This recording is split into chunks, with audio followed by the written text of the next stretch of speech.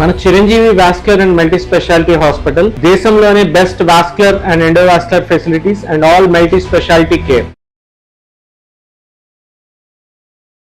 Suman TV సగర్వంగా నిర్మిస్తున్నటువంటి కార్యక్రమం పద్మవ్యూహం.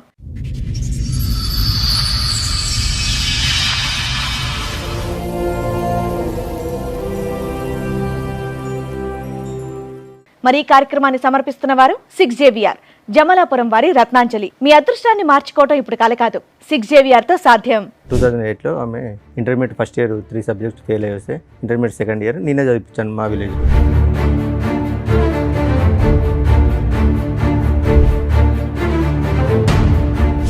ఎగ్జామ్స్ లాస్ట్ మూమెంట్లో షీఈ్ క్యారింగ్ మేడం.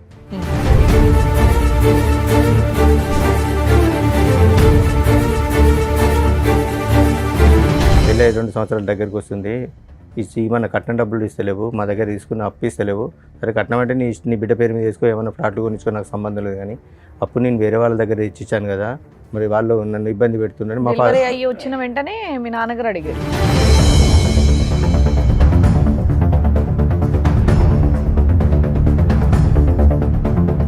ఎఫ్ఐఆర్ చేసేమంటే మదన్ మీద, నా మీద, డాడీ మీద వేశారు. అంటే ఇంకా మా 5 మెంబర్స్తో పాటు అదనంగా ఒక 10 మెంబర్స్ మీద కేసు రాశారు.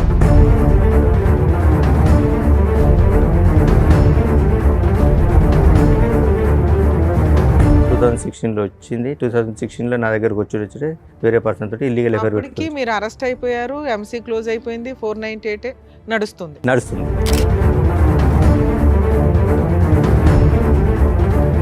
వచ్చిన 2 డేస్కే సమ్ మెసేజ్లు చూసినా మేడం. ఏంటి బేబీ నన్ను వదిలిపెట్టిపోతావా నువ్వు,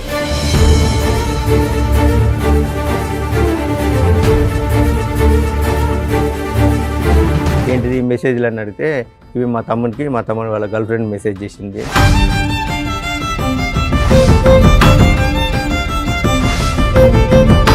ఎంతకాలం ఉన్నారండి ఆవిడతో పాటు? 2016 వచ్చింది, ఎంతకాలం ఉన్నారు? మళ్ళీ 17లో క్యారింగ్ వెళ్ళిపోయింది.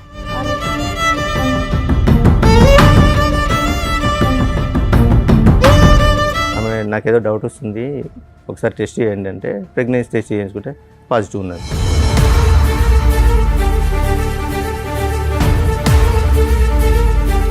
హైదరాబాద్ ఉంటేనే నేను వస్తా అంటే హైదరాబాద్ షిఫ్ట్ అయ్యాం. హైదరాబాద్ షిఫ్ట్ అయినాక ఒక 2.5 months తర్వాత మళ్ళీ కన్సీవ్.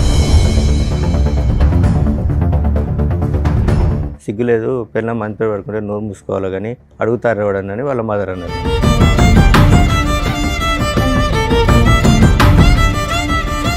ప్రెగ్నెన్సీ మీదు కాదు అని తెలిసిన తర్వాత కూడా ఉందా? ఉన్నది. మళ్ళీ అబార్షన్ చేయించుకుందా? మళ్ళీ అబార్షన్ చేయించుకున్నది. అదే 2017లో మళ్ళీ నా మూలంగా సరే మళ్ళీ క్యారింగ్.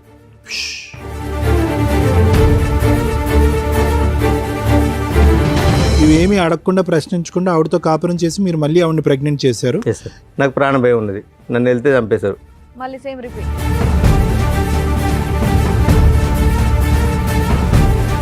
డాడీ నువ్వు మమ్మీని అనుమానిస్తున్నావు కదా, అది నిజమే, ఆ పర్సన్ ఈయనే, ఈ పర్సనే, నీకు తెలిసిన పర్సనే అని చెప్పింది.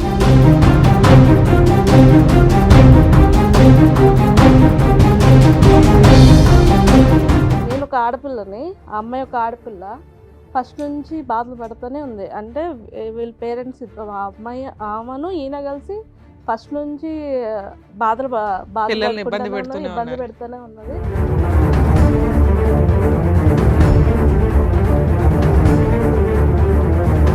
మేము దొరకట్లేదు అని చెప్పి వెళ్ళి అత్తయ్య గారిని కొట్టుడు, పిల్లలు లేకపోతే పిల్లల పెద్దమ్మాయి చెప్పు తీసుకొని కొట్టంటే చెప్పు తీసుకొట్టి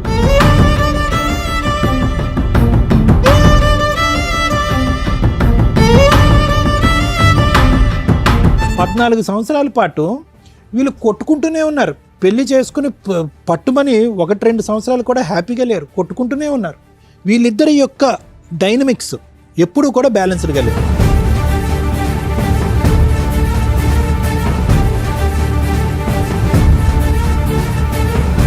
ఇప్పుడు వచ్చేటటువంటి అంశం మనకు తెలియనటువంటి సీక్రెట్ ఏదన్నా ఉంది అంటే కనుక ఆ పిల్లల భవిష్యత్తు దృష్ట్యా ఏం న్యాయం చేశారు అలాంటప్పుడు పిల్లల్ని కనకూడదు.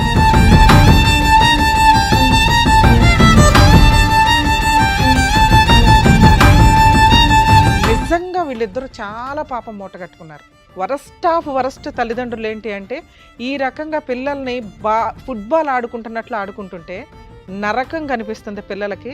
దీని గురించి ప్రతి ఫ్యామిలీ కోర్ట్ జడ్జి సఫర్ అవుతారు.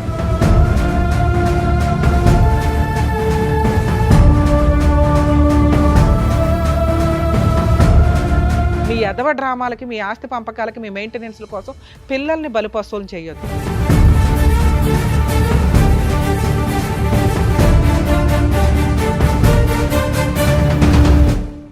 ఈ కార్యక్రమంలో మనతో పాటు ఉన్నారు ప్రముఖ హైకోర్టు అడ్వకేట్ రమ్యాకుల గారు. నమస్తే మేడం. ప్రముఖ సైకియాట్రిస్ట్ డాక్టర్ కళ్యాణ్ చక్రవర్తి గారు. నమస్తే సార్. ప్లీజ్ కూర్చోండి. కూర్చోండి సార్. మేడం నవీన్ కుమార్ గారు ఆయన ఇష్యూ చెప్పుకోవడానికి ఇక్కడ వరకు వచ్చారు. సో ఆయన ప్రాబ్లం ఏంటనేది కనుక్కొని చెప్తారు. నమస్కారం అండి. నమస్కారం మేడం. సార్ ఎక్కడి నుంచి వస్తున్నారండి? Jangaon district madam. చెప్పండి సార్, ఇక్కడి వరకు రావడానికి కారణం ఏంటి? నాకు ఒక ఫ్యామిలీ ఇష్యూ ఉంది మేడం, దాని గురించి వచ్చాను. చెప్పండి సార్. నా పేరు నవీన్ కుమార్ మేడం, అది జనగామ డిస్ట్రిక్ట్. నాకు 2008లో మ్యారేజ్ అయింది. మ్యారేజ్ అయిన తర్వాత ఒక 1 year మా కాపురం సజావుగా జరిగింది. 2008లో అయింది. లవ్ మ్యారేజ్ అరేంజ్డ్ అండి? Love come arrange. ఓకే. మా రిలేటివ్స్ మా అత్త కూతురి. ఓకే. మా అత్తయ్య కూతురి లవ్ కమ్ అరేంజ్డ్ మ్యారేజ్ జరిగింది. 2008లో ఆమె intermediate first year 3 subjects fail అయ్యి వస్తే ఇంటర్మీడియట్ సెకండ్ ఇయర్ నేనే చదివించాను మా విలేజ్లో. 2000 పెళ్లి టైంకి అమ్మాయి మేజరా మైనరా? మేజరే మేడం. అప్పుడు అయిపోయిన తర్వాత 2008 ఎగ్జామ్స్ లాస్ట్ మూమెంట్లో షీఈ్ క్యారింగ్ మేడం. ఆ లోపల ఎగ్జామ్స్ కంప్లీట్ అయినాయి. 2009లో డెలివరీ కానీ వాళ్ళ ఇంటికి వెళ్ళి ఒక డెలివరీ అయిన తర్వాత మళ్ళీ ఒక 6 monthsకి వచ్చింది మేడం. 6 monthsకు 21st ఏజ్ పంపించారు. మ్యారేజ్ కంటే బిఫోర్ మా ఫాదర్ ఒక 50,000 వాళ్ళకి అప్పు ఇచ్చాడు మేడం, మ్యారేజ్ కంటే బిఫోర్. తర్వాత ఆమె వచ్చిన తర్వాత వాళ్ళ అమ్మ డ్రాప్ చేయడానికి వచ్చినప్పుడు, ఏంటమ్మా పెళ్ళి 2 సంవత్సరాల దగ్గరికి వస్తుంది, మన కట్నం డబ్బులు ఇస్తలేవు, మా దగ్గర తీసుకున్న అప్పు ఇస్తలేవు. సరే కట్నం అంటే నీ బిడ్డ పేరు మీద వేసుకో, ఏమైనా ఫ్లాట్లు కొనిచ్చుకో, నాకు సంబంధం లేదు. కానీ అప్పుడు నేను వేరే వాళ్ళ దగ్గర ఇచ్చాను కదా, మరి వాళ్ళు నన్ను ఇబ్బంది పెడుతున్నాడు. మా ఫాదర్ వచ్చిన వెంటనే మీ నాన్నగారు అడిగారు. వచ్చిన 6 months తర్వాత, డెలివరీ వచ్చి 6 months తర్వాత వాళ్ళ మదర్ని అడిగాడు, ఇమ్మని కాదు. వాళ్ళ మదర్ని అడిగితే 1 monthలో మీ డబ్బులు మీకు ఇచ్చేసాని మా పాపకు జ్వరం వచ్చింది, హాస్పిటల్ తీసుకెళ్ళి అక్కడికి వాళ్ళ మదర్ చుట్టాలే కదండి, పెళ్ళి అయిపోయింది, మన కుటుంబం 50,000 అడగకపోతే ఏమైంది? మీ నాన్నగారు 50,000 అడగకపోతే ఏమైంది? కోడలు ఇంట్లోకి వచ్చేసింది, వేరే వాళ్ళ దగ్గర అప్పు ఇప్పించాడు. మ్యారేజ్ కంటే ఒక 3 ఇప్పించాడు, మ్యారేజ్ కంటే 3 years బిఫోర్ మేడం. అవును, 3 years ఏం చేశాడు? వన్స్ పెళ్ళి అయిపోయినాక మీ కుటుంబ సభ్యులు అన్ని సంవత్సరాలు ఆగుతారా 50,000కి? అడిగేసరికి నాకు ప్రాణభయం ఉన్నది, నేను కాపురానికి రాను అని మీ ఆవిడ అన్నది. 2011లో నేను పాపను చూడడానికి వెళ్ళిన. ఎన్నిసార్లు పెద్ద మనుషులు తీసుకొని వెళ్ళినా నేను రాను, కాపురం చేయను, నాకు ప్రాణభయం ఉన్నది, వాళ్ళు నన్ను బాగా టార్చర్ పెడతారు అని 2011లో నేను మా పాపను చూడడానికి వెళ్ళిన. పాపను చూడడానికి విడిపోయారు. 2008లో మ్యారేజ్ అయింది మేడం. 9లో విడిపోయారా? 10లో విడిపోయిందా? 10లో మేడం. 10లో వాళ్ళ ఇంటికి వెళ్ళిపోయి నాకు ప్రాణభయం ఉన్నది, నేను రాను అంటే 2011లో నేను పాపను చూడడానికి వెళ్ళాను. వాళ్ళ ఇంటికి కూడా వాళ్ళ ఇంటి పక్క వాళ్ళ ఇంటికి వెళ్ళి పాపను చూస్తే ఎందుకు వచ్చావు నువ్వు అని వాళ్ళమ్మ దౌర్జన్యం చేసింది. దౌర్జన్యం చేస్తే నేను 50,000 గురించే లేదు, పాపను చూడడానికి కుటుంబ తగాదా అయిపోయింది. విడిపోవడానికి రీజన్ 50,000 గురించే విడిపోయినాం మేడం. అంటే ఆమె రీజన్ అయితే అది 50,000 అడుగుతారనే ఉద్దేశంతో 2011లో కేసు పెట్టింది. పోయి 498 కేసు పెట్టింది నా మీద, తమ్ముని మీద. మా తమ్ముడు చెల్లె భద్రాచలం దగ్గర బీటెక్ చేస్తున్నారు. తమ్ముని మీద, నా మీద, చెల్లె మీద. చదువుకున్నారు సార్ నవీన్ గారు? సార్ మీరేం చదువుకున్నారు? DMLT చేసాను సార్. ల్యాబ్ టెక్నీషియన్ ఉందా? అక్కడ ఉందా? ల్యాబ్ ఉందా ఊర్లో? ఉన్నా సార్. ఇప్పుడు నడిపిస్తున్నారా? లేదు సార్. సరే, ఇప్పుడు ఏం చేస్తున్నారు మరి? మైనింగ్ దాంట్లో ప్రైవేట్ సార్. చెప్పండి. 2011లో కేసు పెట్టారు మేడం. కేసు పెట్టిన తర్వాత అక్కడ SI గారు పిలిపిస్తే ఎంక్వైరీ చేశాడు. ఇక్కడ ఏం లేదని తెలిస్తే SI గారు పట్టించుకుంటలేరని ACP సార్ దగ్గర, DSP గారి దగ్గరికి వెళ్ళింది మేడం. DSP గారు పిలిపించాక ఆమెను అరెస్ట్ చేస్తున్నాడు. అంటే సో ఇది జరిగింది సార్ అంటే, వీళ్ళ మీద కేసు ఫైల్ చేసి పంపించండి, చదువుకునే పిల్లలు కూడా ఉన్నారు సార్, వాళ్ళ పరిస్థితి ఏంటంటే సార్ ఒకసారి ఆలోచించిన తర్వాత మా విలేజ్ MPP లేడీ ఒకసారి ఆమెను తీసుకొని తీసేశారు. ఎవరిద్దరు తీసేశారు. మా బ్రదర్ సిస్టర్ 498 వేసింది, MC వేసింది మేడం, మెయింటెనెన్స్ వేసింది. మెయింటెనెన్స్ DSP గారు సేమ్ ఇలాగే లాయర్ గారిని, డాక్టర్ గారిని కూర్చోబెట్టి DSP గారు కౌన్సిలింగ్ ఇచ్చారు. మరి ఇక్కడ నేను కొట్టింది ఎక్కడ ఉన్నది, నువ్వు కట్నం ఇచ్చింది ఎక్కడ ఉన్నది, వాళ్ళ డబ్బులు వాళ్ళకి అడిగిండు. మరి సరే ఓకే, డబ్బులు ఇయ్యారట, తీసుకుపోతారట, డబ్బులు ఓకే వదిలేసాయి, 50,000 వదిలేసాయి, తీసుకెళ్తారట వాళ్ళు పోతామంటే, లేదు నాకు ప్రాణభయం ఉంది, నన్ను నాటికి వెళ్తే చంపేశారు, నేను పోను అని అన్న తర్వాత DSP గారు డాక్టర్ లాయర్ గారిని, అక్కడ మున్సిపల్ కోర్టు ఉంది మేడం, పిలిపించి కౌన్సిలింగ్ తీసుకున్నారు. ఆమెకు నాకు ఇక్కడ నేను కొట్టినట్టు కానీ ఆయన ఇబ్బంది పెట్టినట్టు కానీ నీకు ఎక్కడ కనిపించలేదు కదా అని అనేసరికి మా రోడ్డు మీదకి వెళ్ళి ఈ పోలీసులు, ఈ లాయర్లు ఇట్లా వాళ్ళ దగ్గర డబ్బులు తీసుకున్నారు, అందుకే వాళ్ళ మీద కేసు ఫైల్ చేయట్లేదని వాళ్ళ అమ్మాయి రోడ్డు వెంబడి ఊరుకుంటూ వస్తుంటే ఏసీపీ గారు అన్నాడు, ఈ తలకనపై మనకి ఎంత రూపాయి కేసు రాసి పంపితే వాళ్ళు ఎఫ్ఐఆర్ చేసేయమంటే మదన్ మీద నా మీద డాడీ మీద వేశారు. అంటే ఇంకా మా 5 మెంబర్స్తో పాటు అదనంగా ఒక 10 మెంబర్స్ మీద కేసు రాసింది. మా మేనత్త ఇంకా ఓవరాల్ గా 3 మెంబర్స్ మీద కేసు రిజిస్టర్ కేసు రిజిస్ట్రేషన్ అయింది. ఎంసీ కేసులో ఏమైనా ఆర్డర్ ఇచ్చారా మెయింటెనెన్స్? ఎస్ మేడం, ఆర్డర్ ఇచ్చారు. 1,75,000 ఇష్యూ అయింది. 1,75,000 మెయింటెనెన్స్. అవును మేడం. ఎవరికి ఎంత? ఈమెకు 2,500, పాపకు 2,000. అంటే అది కంటిన్యూ ఒక 2 years నడిచింది మేడం. 1 year annual ఎరియర్స్ చెప్పవసరం లేదు సార్. Hmm. ఆవిడకి 2,500, బాబుకు 1,000, అంతేనా? 3,500 మెయింటెనెన్స్ per month.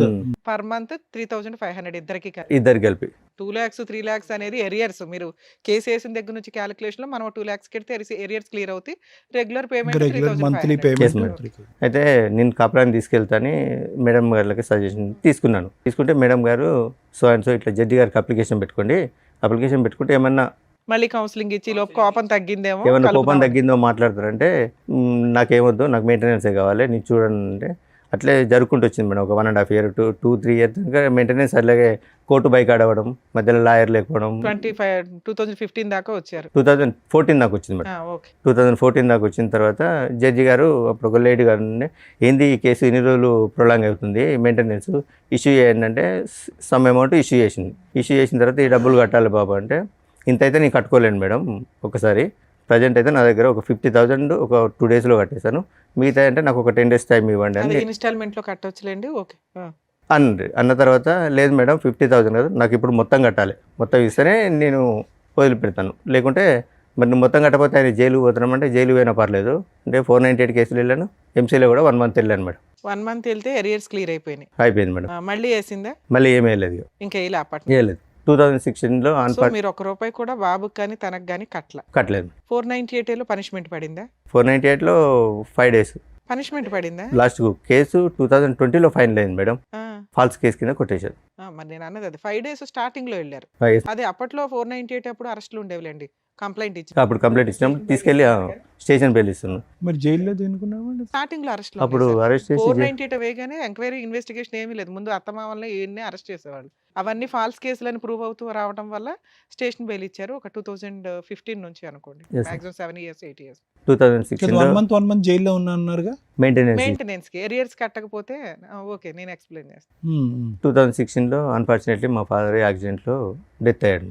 మా ఫాదర్ డెత్ అయిన తర్వాత ఊర్లో పెద్ద మనుషులు వాళ్ళు వీళ్ళుండి మాట్లాడి, నువ్వు ఇంటికి పెద్ద కోడలు రాకపోతే బాగుండదు అలా ఇలా ఎక్స్ప్లెయిన్ చేస్తే 2016లో వచ్చింది. వాళ్ళ అమ్మగారు మీకు ఏమవుతారు? చుట్టరికం. మా మమ్మీకి మేనత్త కూతురు. మేనత్త కూతురు. 2016లో మా ఫాదర్ డెత్ అయిన తర్వాత వచ్చింది. తర్వాత ఒక 1 month తర్వాత అందరూ పెద్ద మనుషులు మాట్లాడి నువ్వు రావాలి అది అంటే, ఇల్లు పొలం నా పేరు మీద రిజిస్ట్రేషన్ చేస్తే నేను వస్తాను అన్నది. ఎంత ఉంది పొలం? 1/2 eకరం మేడం.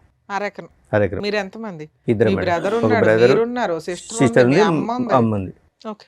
అయితే చేయాలంటే మామూలుగా ఏమన్నంటే మా బ్రదర్ ఉండి మీ కాపురం బాగుంటుందంటే అది కూడా నేను ఇచ్చేస్తాను, నా పాలకు వచ్చే 11 గుంటలు, మా తమ్ముడు government job madam, central government, ఆ 11 గుంటలు కూడా నేను ఇస్తా, నాకు ఇబ్బంది ఏం లేదు అంటే 2016లో వచ్చింది.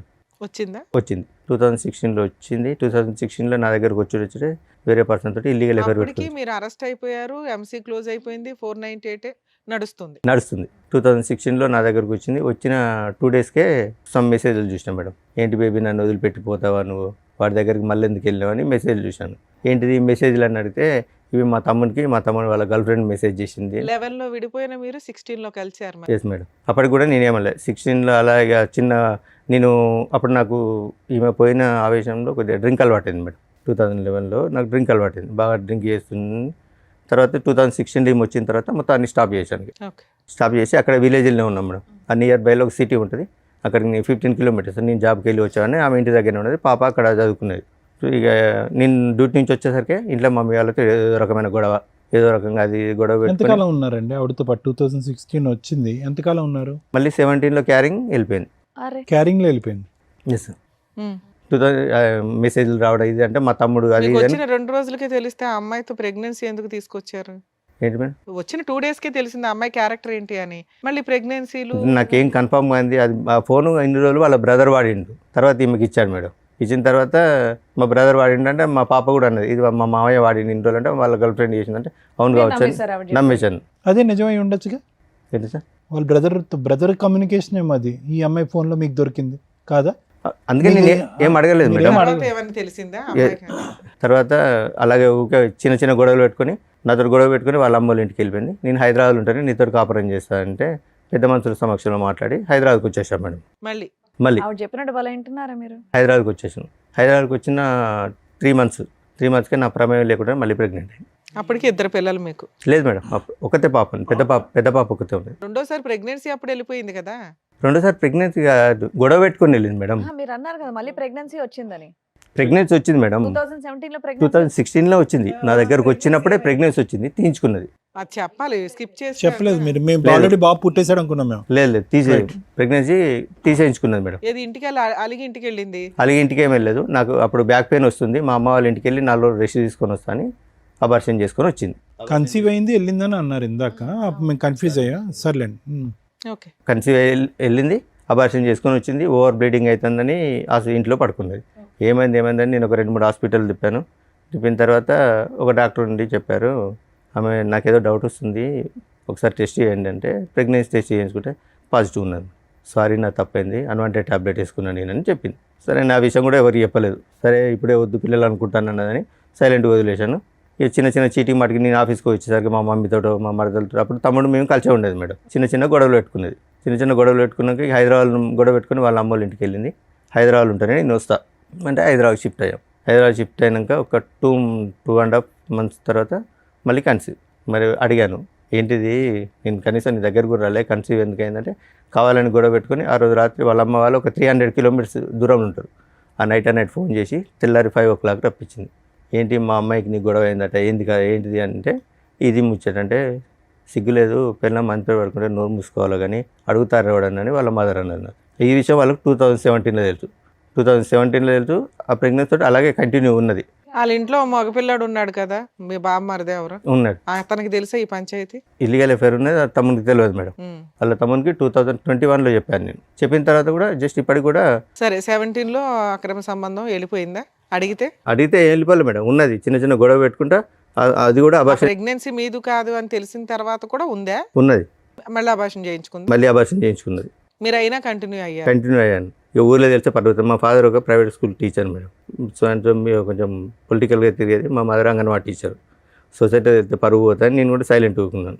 అదే 2017లో మళ్ళీ నా మూలంగా సరే మళ్ళీ క్యారింగ్ అది అలాగే ఉన్నది. చిన్న మీతో అయినటువంటి ఫస్ట్ ప్రెగ్నెన్సీ ఆవిడ ఎందుకు తీయించుకుందండి? ఎందుకు తీపించేసుకుంది ఆవిడ? ఇప్పుడే పిల్లలు వద్దనుకున్నా అని చెప్తుంది సార్. ఓకే. సో ఇప్పుడు మనకి లెక్క కరెక్ట్గా ఉండాలంటే మీతో జరిగినటువంటి ఒక ప్రెగ్నెన్సీ తీపించేసుకుంది, వాడెవరితోనో మీరు చెప్తున్నట్టుగా జరిగిన ప్రెగ్నెన్సీ ఒకటి తీపించేసుకుంది. ఇవేమీ అడగకుండా ప్రశ్నించకుండా ఆవిడతో కాపురం చేసి మీరు మళ్ళీ ఆవిడని ప్రెగ్నెంట్ చేశారు. ఈ ప్రెగ్నెన్సీ ఉంచుకున్నది. అమ్మాయ ఈ ప్రెగ్నెన్సీ ఉంచుకున్నది. గొడవ పెట్టుకొని వాళ్ళ అమ్మ వాళ్ళ ఇంటికి వెళ్ళిపోయింది 2017లో. 2018లో పాప పుట్టినప్పుడు నాకు కాల్ చేసింది. పాప పుట్టిందని కాల్ చేస్తే నేను వెళ్ళి చూసి వచ్చాను. ఇక అప్పటి నుంచి మళ్ళీ రాలేదు మేడం. ఎన్నిసార్లు పెద్ద మనుషులు కాదండి. ఇప్పుడు ఇన్ని అప్స్ అండ్ డౌన్స్ అయిన తర్వాత మీరు కాన్ఫిడెంటా అంటే ఆవిడ ప్రెగ్నెన్సీ గురించి ఈసారి? కానీ అతని పిక్చర్ నుంచి డిసపియర్ అయిపోయాడు ఆ వ్యక్తి? లేదు మేడం. సరే, ఒక అక్రమ సంబంధం అన్నారు కదా, అతను ఇంకా కంటిన్యూ అవుతున్నాడు మేడం. నా స్టిల్ ఇప్పటికి కూడా ప్రెగ్నెన్సీ మీరే అని మీరు అనుకుంటున్నారా? అంటే నేను మెడికల్ ఫీల్డ్లో చేశాను కాబట్టి ఒకసారి మీట్ అయినా కూడా ప్రెగ్నెన్సీ అయ్యే ఛాన్సెస్ ఉంటాయి కాబట్టి నేను సైలెంట్గా. మీరే నమ్ముతున్నారు, మధ్యలో మేము డౌట్ ఎందుకు కానీ. Okay, next. అందుకే నేను దాని గురించి ఏం మాట్లాడలేదు మేడం.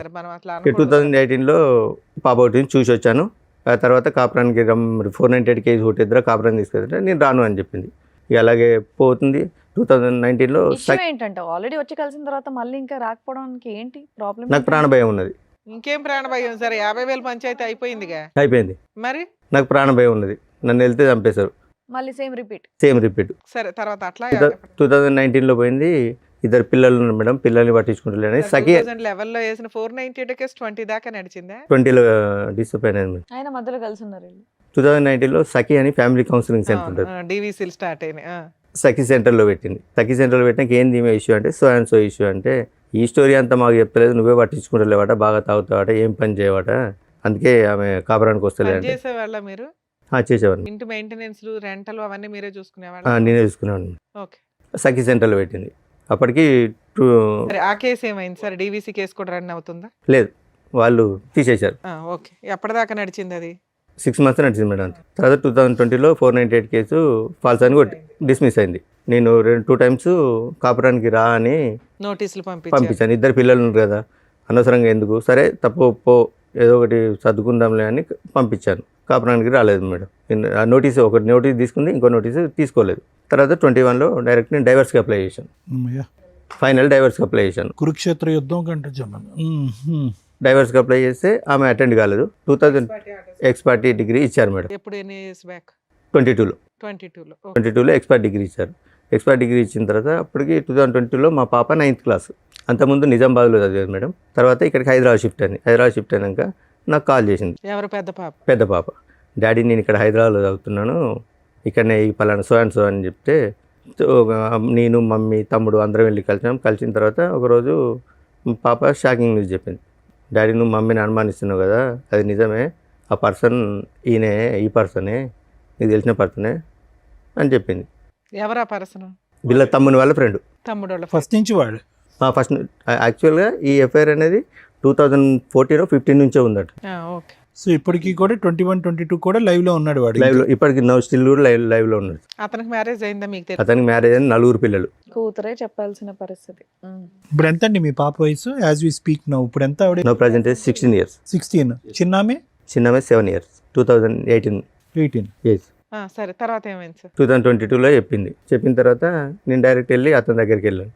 ఆయన తెలుసు అన్నట్టు, వీళ్ళ ద్వారానే పరిచయం నాకు. అతని దగ్గర మేము చిట్టేసాం, 1 lakh చిట్టేసాం మేడం. వాళ్ళ తమ్ముడు ఫ్రెండ్ కదా? తమ్ముడు ఫ్రెండ్ నన్ను. రైట్. చిట్టేసిన తర్వాత పోయి అడిగాను, ఏమంది చిట్టి డబ్బులు ఇవ్వమంటే మీ భార్య మీ అత్తమ్మ వచ్చి గొడవ పెట్టుకొని నా దగ్గర నుంచి డబ్బులు తీసుకెళ్లారా అని అడిగింది. ఎంత చిట్టు మీది? 1 lakh మేడం. అయితే అడిగితే ఇప్పుడు వాళ్ళ అమ్మ నాన్న వైఫ్ వచ్చి అందరూ వచ్చి లొల్లి పెట్టుకున్నారు కదా నీతోటి, మరి 8 years నుంచి వాళ్ళ బిడ్డతో తిరిగి ప్రెగ్నెన్సీ అయితే ఏమంటలేరా నిన్ను అన్ని వాళ్ళ వైఫ్ ముందే అడిగిన నేను. అంటే అన్న కాళ్ళలో మా పరువు వస్తే నీ దండం పెడతాను, ఆమె కాళ్ళ మీద పడ్డది. ఎవరు పడ్డింది? వాళ్ళ ఆవిడ. 4 పిల్లలు ఉన్నారుగా.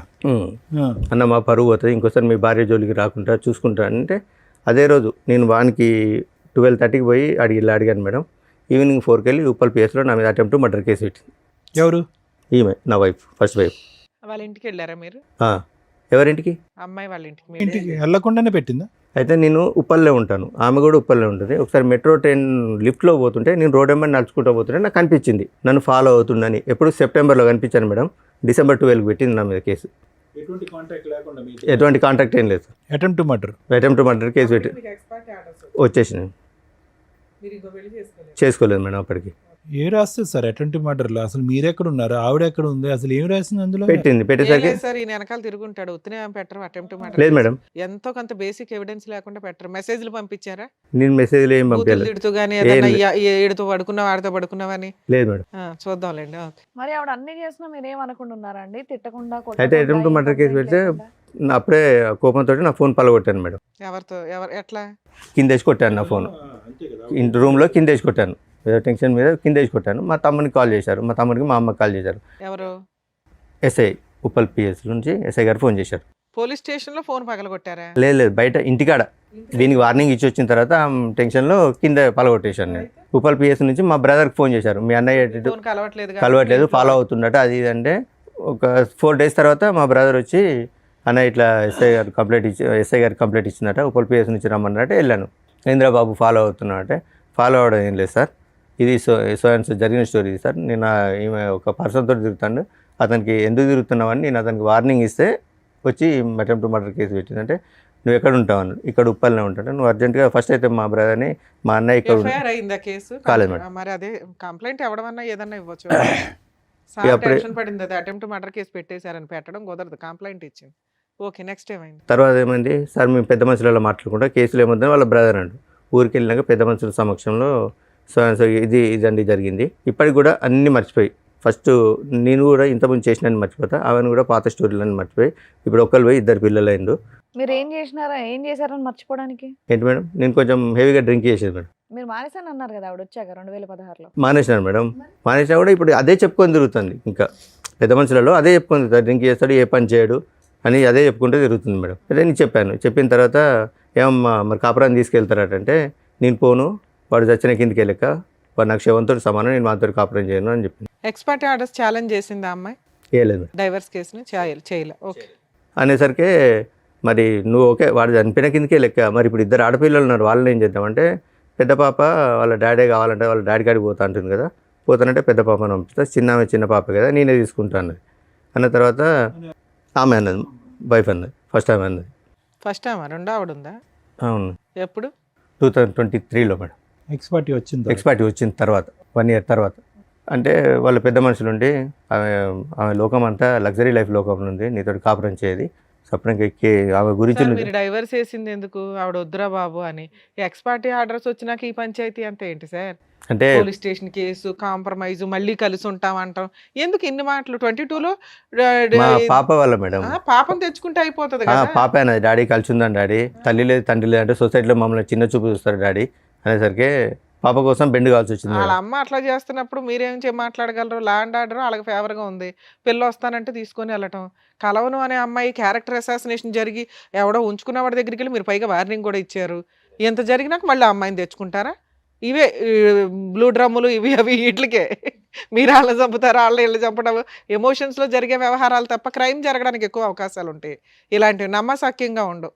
ఓకే, తర్వాత 2023లో ఇంకో మ్యారేజ్ చేసుకున్నాను madam. Love marriage, arrange marriage? అది అరేంజ్ మ్యారేజ్. ఎలా వచ్చింది సార్ సంబంధం?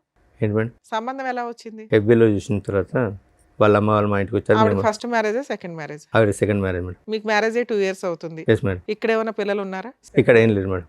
ఆవిడేం చేస్తారు సెకండ్ వైఫ్? ఏం లేదు, హౌస్ వైఫ్ మేడం. మీరేం చేస్తున్నారు ఇప్పుడు?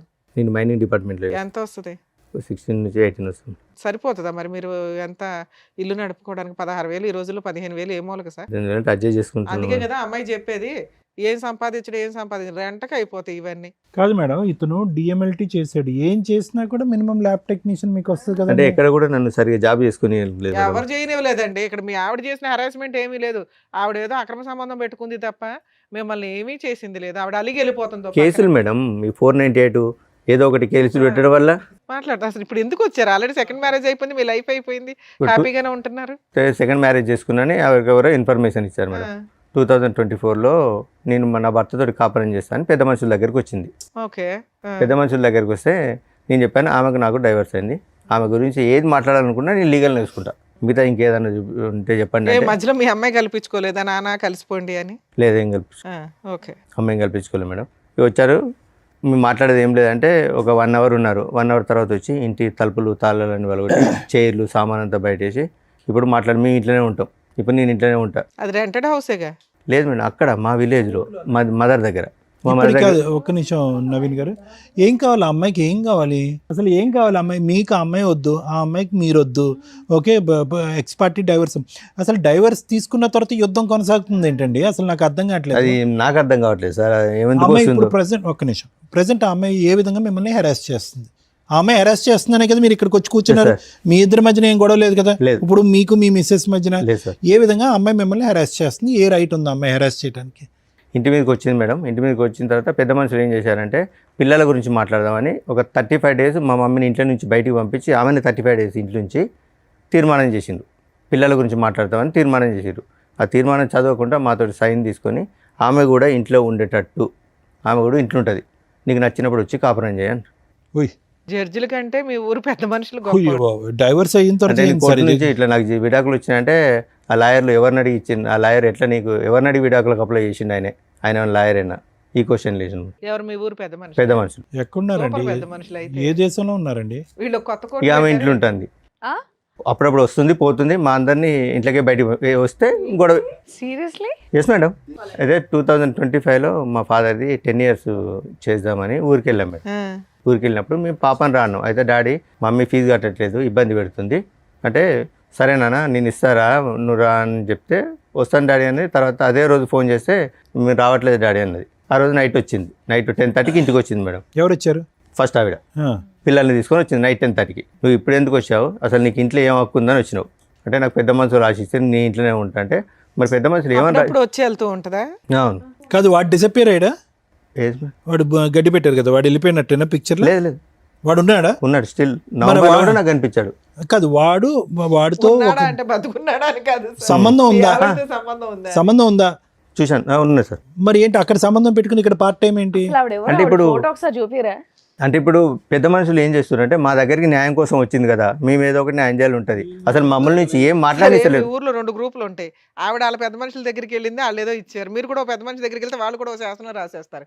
ఇక లా అండ్ ఆర్డర్, కాన్స్టిట్యూషన్స్ ఇవేనా వద్దు, చక్కగా పెద్ద మనుషుల దగ్గర కూర్చుంటే అయిపోద్ది. 2025లో మా ఫాదర్ ఇట్లా 10 years చేద్దామంటే వెళ్ళాం మేడం. వచ్చింది నైట్ 10:30కి వచ్చింది. నువ్వు ఎందుకు వచ్చావు, ఇప్పుడు నీకేం అవసరం అని వచ్చినావు, అసలు నీకేం రైట్స్ ఉన్నాయని వచ్చినాడికి అంటే నాకు పెద్ద మనుషులు రాసి ఇచ్చారంటే, అంటే పెద్ద మనుషులు ఏమని రాసి ఇచ్చారు, మండే నుంచి ఫ్రైడే వరకు అక్కడ హైదరాబాద్లో కాపురం చేయి, ఫ్రైడే సాటర్డే సండే నా దగ్గర కాపురం చేయమని రాసి ఇచ్చారా అని అంటే వాళ్ళ తమ్మునికి ఫోన్ చేసింది అన్నమాట.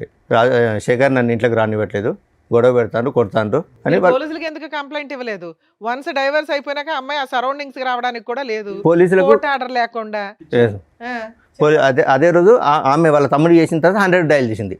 మా అత్తయ్యను మా హస్బెండ్ నన్ను ఇంట్లోకి అరెస్ట్ చేస్తాను, ఇంట్లోకి రానివ్వట్లేదు. చెప్తారు కదా డైవర్స్ వచ్చినాయి అంటారు పేపర్ లో. అయితే కానిస్టేబుల్ ఉండి ఈ నైట్ 10 గంటలకు గొడవ ఎందుకమ్మా, మీరు ఉండి వేరే ఇంట్లోకి ఎక్కడన్నా ఉండండి. కానిస్టేబుల్ చెప్పాడు వేరే ఇంట్లో ఉండమని. కానిస్టేబులే చెప్పారు మేడం, వేరే ఇంట్లో ఉండండి. ఇప్పుడు ఈ నైట్ ఇప్పుడు ఆమె ఏదో ఒకటి అంటే మీరు ఏదో ఒకటి అంటారు, గొడవ అవుతుంది అంటే వెళ్ళిపోయినాం మేడం.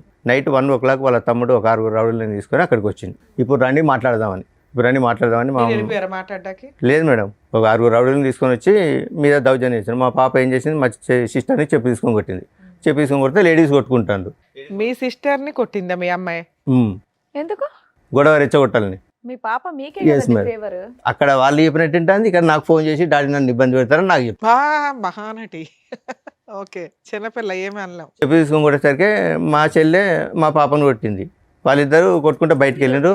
వాళ్ళ తమ్ముడు ఏం చేసిండు, వెనక నుంచి మా అమ్మ మీద ఇంతలా రాయి ఎత్తేసిండు. జస్ట్ మా అమ్మ కాలు స్కిడ్ అయ్యేసరికి ఇట్లా రాసుకుంటూ వెళ్ళింది. ఎవరు మీ అమ్మగారికి? మా అమ్మగారికి రాసుకుంటూ వెళ్ళిన తర్వాత ఇదంతా మీ నాన్నగారు 10th anniversary రోజు. ఎస్ సార్, అంటే తెల్లారితే 10th anniversary తెలియండి. అదే నైట్. మీరు చెప్తున్నవన్నీ నిజాలేనా? Yes madam. ఇప్పుడు మీ ఆవిడతో మాట్లాడితే ఫస్ట్ వైఫ్ తో ఇప్పుడు లైవ్ వీడియోలు ఉన్నాయి మేడం. వాళ్ళు అమ్మాయి ఇవన్నీ చెప్తుంది.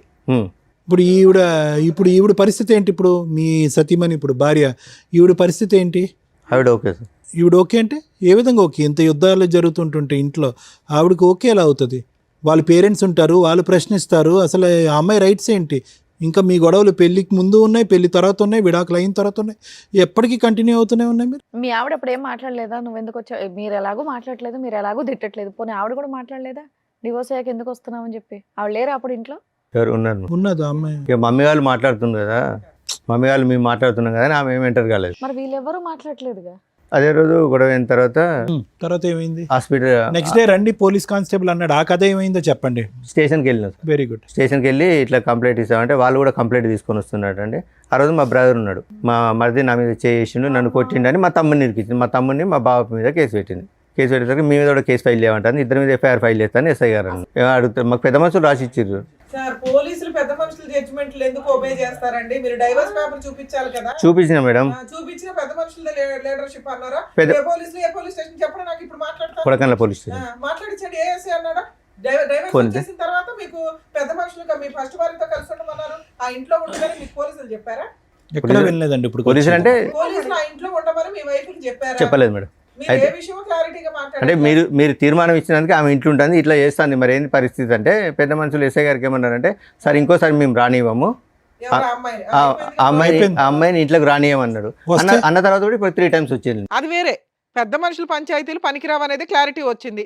మీకు ఎస్ఐ కూడా చెప్పాడు, మీరు ఎవరు జడ్జిమెంట్లు ఇవ్వడానికి పక్కకి వెళ్ళండి అని. సరే సార్ ఇంకోసారి ఎట్లాంటి బోడి పెత్తనాలు చేయమని పెద్ద మనుషులు అన్నారు, అంతేనా? నుంచి రానివ్వం అన్నారు. వాళ్ళు సైడ్ అయ్యారు, ఆ జడ్జిమెంట్ సైడ్ అయ్యింది. మీ వైపు అయినా లెక్క చేయకుండా వస్తుంది. ఇప్పుడు చిన్న చిన్న వాటికి మొన్న ఇప్పటికీ వస్తూనే ఉంది. పోలీస్ స్టేషన్ లో కేసులే వేసారు. నస తప్ప ఏమీ లేదు ఇందులో. అంటే మధ్యరాత్రి కొట్టడానికి వస్తే నా హ్యాండ్ ఇరిగింది, మా మమ్మీకి తలకాయ కలిగింది. అయినా మీ కేసు తీసుకోరు, అలాగే వాళ్ళు వేసిన కేసులు తీసుకోలేదు. ఈ నస మీకు నడుస్తానే ఉంది. మిమ్మల్ని నమ్ముకొని వచ్చిన సెకండ్ వైఫ్ అయితే మీకు కష్టాలు పడతానే ఉంది. ఇప్పుడు ఇక్కడికి ఎందుకు వచ్చారు? ఇక్కడికి ఎందుకు వచ్చారంటే మొన్న రీసెంట్ గా ఒక 3 months బ్యాక్ మా పాప ఇంట్లో నుంచి వెళ్ళిపోయింది. పెద్ద అమ్మాయి వాళ్ళు హరాచి చేసి వెళ్ళిపోయిందా, వాళ్ళు దాచిపెట్టారో తెలియదు. తెలియకుంటే నాకు ఫోన్ చేశారు. ఫోన్ చేశారు పోచారం పిఎస్ నుంచి ఎస్ఐ గారు ఫోన్ చేశారు, మీ అమ్మాయి మిస్ అయింది, మీ దగ్గరకు వచ్చిందని. నా ఫోన్ పని చేయకుంటే అసలు మీ అమ్మాయితో మాట్లాడుతున్నారా? ఎంత పెద్ద పంచాయతీ పెట్టిన అమ్మాయిని మాట్లాడుతుంది, మీతో మాట్లాడుతుంది. మీ అమ్మాయి వెళ్ళిపోయింది, మీ దగ్గరికి వచ్చిందట, ఇట్లా వచ్చి కంప్లైంట్ ఇచ్చారంటే మా మదర్ ఉంటే నా దగ్గర రాలేదు, మీ అబ్బాయి ఎక్కడ ఉన్నట్టే, మా అబ్బాయి నా కాంటాక్ట్లో లేడు, మాకు తెలియదు అన్నారు. మధ్యరాత్రి 12 o'clock పోలీసులను తీసుకొని వాళ్ళ దగ్గర ఉంటారని కానిస్టేబుల్ తీసుకొని మా చెల్లె వాళ్ళ ఇంటికి సోదాకు వచ్చాను. 12 గంటలకు వస్తే మా బాబాయ్ ఆయన తిట్టడం, ఈ నైట్ 12 o'clock ఏందండి పిటిషనర్ని పట్టుకుని మా ఇంటికి వచ్చేది ఏందండి అని మా బావ వాళ్ళ ఫ్రెండ్ ఒక అన్నాడు. అంటే మైనర్ అమ్మాయి కాబట్టి ఎవరో మైనర్ కాబట్టి తల్లి తండ్రి సంరక్షణ ఉండాలి, సో ఎవరో ఒకరు ఉండాలంటే తర్వాత ఆ రోజు 3 o'clock పాప మా మదర్కి ఫోన్ చేసింది. నానమ్మ నేను ఇక్కడ హన్మకొండ బస్ స్టాండ్లో ఉన్నాను, నన్ను ఇట్లా టార్చర్ పెడతారు, చిత్రహింసలు పెడతారు, నేను ఉండను, అందుకే ఇంట్లోకి పారిపోయినా, నేను ఆమెకు ఉండు ఎవరు ఇష్టం. నుంచి పారిపోవడం ఎందుకు? మీకు ఫోన్ చేసి మీ దగ్గరకు వచ్చేవచ్చుగా. అదే. అంత తెలివితే అట్లా ఎందుకు? ఎవరు అబ్బా. పెడుతున్నారు టార్చర్? వాళ్ళ అమ్ముండు వాళ్ళ మామ. మొన్న రీసెంట్గా వాళ్ళ మామ ఇంట్లో ఫ్రెండ్స్ తోటి పార్టీకి ఏదో బర్త్డే ఫంక్షన్ ఉంటే వెళ్ళిందట. 5 o'clock వచ్చేది 7 o'clock వచ్చిందట. ఎక్కడికి వెళ్ళావని బెల్ట్ తీసుకొని కొట్టి బూట్ కాలు తోడుదండట ఫోన్ చేసి చెప్తుంది. మా ముందు మానటిస్తుంది. మీ అమ్మాయి ముదురు తెలివితేటలు మాకు అర్థం అవుతున్నాయి. ఏ పని చేసిందో మామ, ఇప్పుడు నువ్వు లేవు అక్కడ, మేనమామ కంట్రోల్ పెట్టాలి, పెట్టాడు. ఇగో ఇట్లాగే ఉంటాయి భార్యాభర్తలు విడిపోతే. ఆడపిల్లలు కానీ మగపిల్లలు కానీ టీనేజర్స్ ఇది ఒక డ్రామా. వాళ్ళకి ఫుట్బాల్ ఆడుకుంటారు పేరెంట్స్ని, వాళ్ళ క్యారెక్టర్లే పోతాయి. విడిపోయేటప్పుడు ఒక 100 సార్లు ఆలోచించండి. చెప్పండి. ఆవిడ దృష్టిలో ఆవిడ వాడుకుంటుంది, మీకు అవసరం వచ్చినప్పుడు మీరు వాడుకుంటున్నారు ఆ పిల్లని. ఇప్పుడు వాళ్ళ బ్రదర్ తోటి మాకు ప్రాణహాని ఉందా? ప్రాణహాని మేడం. పోలీస్ స్టేషన్లో మీ అడ్వకేట్ ప్రైవేట్ కంప్లైంట్ ఇవ్వచ్చు, ఉన్న ఇన్సిడెంట్లు అన్ని పెట్టి. ఇప్పుడు పెద్దమ్మాయి ఎక్కడ ఉంది నవీన్ గారు? వాళ్ళ దగ్గర ఉంది, వాళ్ళ దగ్గరే ఉంది. మళ్ళీ అక్కడే చేరింది ఆ అమ్మాయి. అక్కడే చేరింది. మీ దగ్గరకు వచ్చేస్తానని అనట్లేదు? వచ్చేస్తా అని మాతో చెప్తుంది. అంటే ఇంట్లోంచి వెళ్ళిపోయేటప్పుడే, ఇంట్లోంచి బయటకు వెళ్ళినప్పుడే మీ అమ్మాయి మీకు ఫోన్ చేస్తుంది. వెళ్ళి స్టేషన్లో కంప్లైంట్ ఇవ్వాలి అంటే సరే ఈసారి డాడీ అంటుంది, ఇవ్వట్లేదు. సరే ఇప్పుడు ఇవన్నీ ఎందుకు? వాళ్ళు మీ దగ్గరకు వచ్చినప్పుడు ఏ నష్టం జరుగుద్దో పోలీసులు కంప్లైంట్ ఇవ్వడం, సర్దుకోవడం, మీ పని ఏదో మీరు చూసుకోవచ్చు. ఎందుకు వాళ్ళ ఇంట్లో ఏం జరుగుతుంది ఈ నష్టం ఎందుకు మీకు? ఎవరింట్లో? మీకు డైవర్స్ వచ్చినాయి, అయిపోయాయి. పెద్ద మనుషులు ఏదో పిలిచారు, అది క్లియర్ అయిపోయింది. 4 పీకారు, అది క్లియర్ అయిపోయింది. ఇప్పుడు మీ సెకండ్ వైఫ్తో మీరు ప్రశాంతంగా ఉంటే అప్పుడప్పుడు ఏదో న్యూస్ జరిగిద్ది, దాని మీద అడ్వకేట్ చూసుకుంటారు, పోలీసులు చూసుకుంటారు. దీన్ని ఎందుకు ఇంత రోజు అమ్మాయి ఏం చేస్తుంది, వస్తుందా రాదా, భార్య ఏం చేస్తుందా, వస్తుందా రాదా, ఇంటి మీద బామ్మర్ది ఏం చేస్తాడు, వస్తాడా, 4 వేసుకొని రారా, ఇదెందుకు ఇంత ఆలోచిస్తున్నారు మీరు? మీకు మీ ఫస్ట్ వైఫ్ మీద ఏమన్నా ఫీలింగ్స్ ఇప్పటికీ ఉన్నాయా? లేవు, ఫుల్ స్టాప్. మీ పెద్ద అమ్మాయి మీద మీకు ఏమన్నా అమ్మాయి కావాలి అనేటటువంటిది ఉందా? ఆ అమ్మాయి అక్కడ హెరాస్ తల్లిలాగా లైఫ్ నాశనం అవుతుందేమో అని ఆ అమ్మాయిని సేవ్ చేయాలనుకుంటున్నారు? మిమ్మల్ని నమ్ముకొని వచ్చిన సెకండ్ వైఫ్ మీద మీకేమీ లేదా? ఉన్నది మేడం.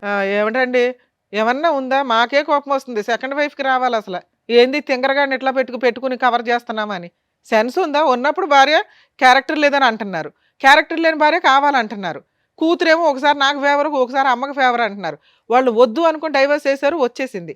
అయినా ట్రై చేశారు, రాలేదు. వన్స్ మీరు పూర్తిగా క్లోజ్ అయిపోతున్నారు, వేరే అమ్మాయిని చేసుకొని అని తెలిసినాక ఆవిడ వచ్చినాక మిమ్మల్ని నమ్ముకొని ఒక అమ్మాయి వచ్చి విత్ క్యారెక్టర్తో వచ్చి మీ పక్కన కూర్చున్నప్పుడు ఆవిడకి ఎక్కువ ఇంపార్టెన్స్ ఇచ్చుకోవాలి సెకండ్ వైఫ్కి. ఈ అమ్మాయిది చిన్న నసలు కొన్ని రోజులు జరుగుతాయి, ఆ నసలేవో క్లియర్ చేసుకోవాలా, ఊరుకోవాలా. స్టిల్ ఇప్పటికీ తవ్వుకుంటున్నారు మీరు ఇదే పనిగా. సంపాదించేది పావల, పంచాయతీలు 100. సరే ఓకే, ఇక్కడికి ఎందుకు వచ్చారు? ఇప్పుడు నా అడ్రస్ తెలుసుకోవడానికి ఏదో ఒకటి పాపని ఎర్రగా వాడుతుండ్రు, లేకపోతే అక్కడికి వెళ్ళి మా మమ్మీని అరెస్ట్ చేసి చేయొచ్చు కదా సార్, మీ చేతిలో ఉంది ఆయుధం, ఫోను. అంటే ఇంటికి వెళ్ళి మమ్మీని అరెస్ట్ చేస్తాను మేడం. మీ అమ్మగారు కంప్లైంట్ ఇస్తే అయిపోతుంది, చాలా కంప్లైంట్ ఇస్తే ఎస్ఐ గారు సింపుల్ పెద్ద మనుషులలో మాట్లాడుకుంటున్నారు అంటున్నారు కదా. అడ్వకేట్ని పెట్టుకుంటే ప్రైవేట్ కంప్లైంట్ అయిపోయాయి, సింపుల్ ప్రాసెస్. మీతో పాటు ఎవరైనా వచ్చారా? ఎవరు రాలేదు. వాళ్ళు కూడా నీతోటి మేము తిరగడం వల్ల వాళ్ళు కూడా మమ్మల్ని స్ట్రగుల్ చేస్తారని. యాక్చువల్లీ ఏంటంటే పెద్ద మనుషులు జరుగుతుంటే కూడా నా మీద అంటే మామూలుగా ఎంసీ కేసు వేసింది మేడం. అంటే ఇక్కడ మళ్ళీ పెద్ద మనుషులలో సెటిల్ చేసుకుంటే మళ్ళీ ఎంసీ తిరగాలని నేను ఫీజు కట్టట్లేదు మేడం. సార్ మీతో పాటు ఎవరైనా వచ్చారా? నా రెండో భార్య వచ్చింది మేడం. హలో అండి, మీ పేరు? శ్వేత మేడం. శ్వేత గారు. సో విన్నారు కదండి ఇప్పటివరకు ఆయన చెప్పింది. సో మీరన్నా గట్టిగా ఏదో ఒకటి మాట్లాడొచ్చు కదా. అంటే ఇప్పుడు ఆయనకి కూతురు మీద ప్రేమ ఎక్కువ ఫస్ట్ నుంచి కూడా. నేను ఏం చెప్పినా కానీ ఇనే సిచ్యువేషన్ లేదు. మీరు బయట నుంచి వచ్చారన్న ఒక ఫీలింగ్ ఒకవేళ నేను ఏమన్నా చెప్పినా అమ్మాయి వచ్చి తండ్రిని కూతుర్ని విడదీసేసింది అని అంటారని నేను ఇప్పటి వరకు కామ్గా ఉన్నాను. పైగా ఇంకోటి ఏంటంటే నేను ఒక ఆడపిల్లని, ఆ అమ్మాయి ఒక ఆడపిల్ల, ఫస్ట్ నుంచి బాధలు పడుతూనే ఉంది. అంటే వీళ్ళ పేరెంట్స్ ఆమెను ఈయన కలిసి ఫస్ట్ నుంచి ఇబ్బంది పెడుతూనే ఉన్నది అని చెప్పేసి నేను కూడా సరే మాట్లాడు అని చెప్పేసి ఊరుకున్నాను నేను. ఓకే, ఇంకా కూతురే కదా అని మాట్లాడమని వదిలేశారు. కానీ ఆ అమ్మాయి ఒక్క నిమిషం శ్వేత గారు, ఇప్పుడు ఆ అమ్మాయి ఆ అమ్మాయి యొక్క మెంటల్ స్టేట్ స్టేబుల్గా ఉందని అనుకోవచ్చా? ఎవరు ఇప్పుడు ఓకే ఇతనికి ప్రేమ ఉంది, ఒక నిమిషం నా మాట వినండి, ఈ యుద్ధాలు గొడవలు ఇవన్నీ చూసి ఆ అమ్మాయి ఆల్రెడీ మెంటలీ డిప్రెస్ అయ్యిందేమో అని నాకు అనిపిస్తుంది. ఆ అమ్మాయికి ఒక స్టెబిలిటీ లేదు, స్నేహితులు గీతులు అనేటటువంటి వరదలో కొట్టుకుపోతుంది. రాత్రి అర్ధరాత్రి అనక అపరాత్రి అనక ఇంటికి వస్తుంది. తిట్టినప్పుడు నాన్న గుర్తు వస్తున్నాడు, తిట్టినప్పుడు ఇంట్లో వాళ్ళు నిలదీనప్పుడు ఆ ఇంట్లో ఉంటుంది.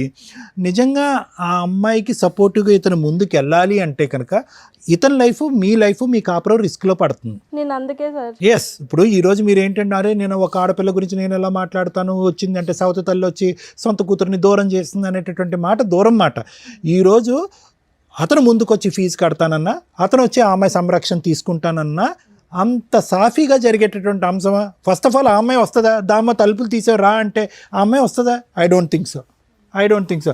అక్కడ వాళ్ళ ఇంట్లో గర్జించినప్పుడు, నిలదీసినప్పుడు, ప్రశ్నించినప్పుడు నాన్న అని అంటుంది, ఆ తర్వాత షట్. ఇప్పుడు ఆ అమ్మాయి గురించి ఇతను అంటే తప్పుగా అనుకోకండి, కూతురు మీద ప్రేమ ఉంటే కనుక ఆ యుద్ధం ఇప్పుడు కాదు ఎప్పుడో మొదలవ్వాలి. ఎప్పుడో కూతురు గురించి యుద్ధం అనేది ఎప్పుడో మొదలవ్వాలి, అప్పుడు మొదలవ్వలేదు. ఎప్పుడైతే విడాకులు అయిందో ఆ అమ్మాయి ఎప్పుడైతే ఫోన్ చేసి నాన్న అంటం మొదలుపెట్టిందో, అమ్మో మా నాన్న నా కూతురు అక్కడ నలిగిపోతుంది అనేటటువంటి ఫీలింగ్లో వస్తున్నారు. నా గట్ ఫీలింగ్, నా అంతరాత్మ ఏం చెప్తుందంటే ఈ మొత్తం సినారియోలో ఒక టీనేజ్లో సైడ్ ట్రాక్ అయినటువంటి ఒక ఆడపిల్ల సిచ్యువేషన్ అడ్వాంటేజ్ తీసుకుంటుంది అన్నది నా అభిప్రాయం.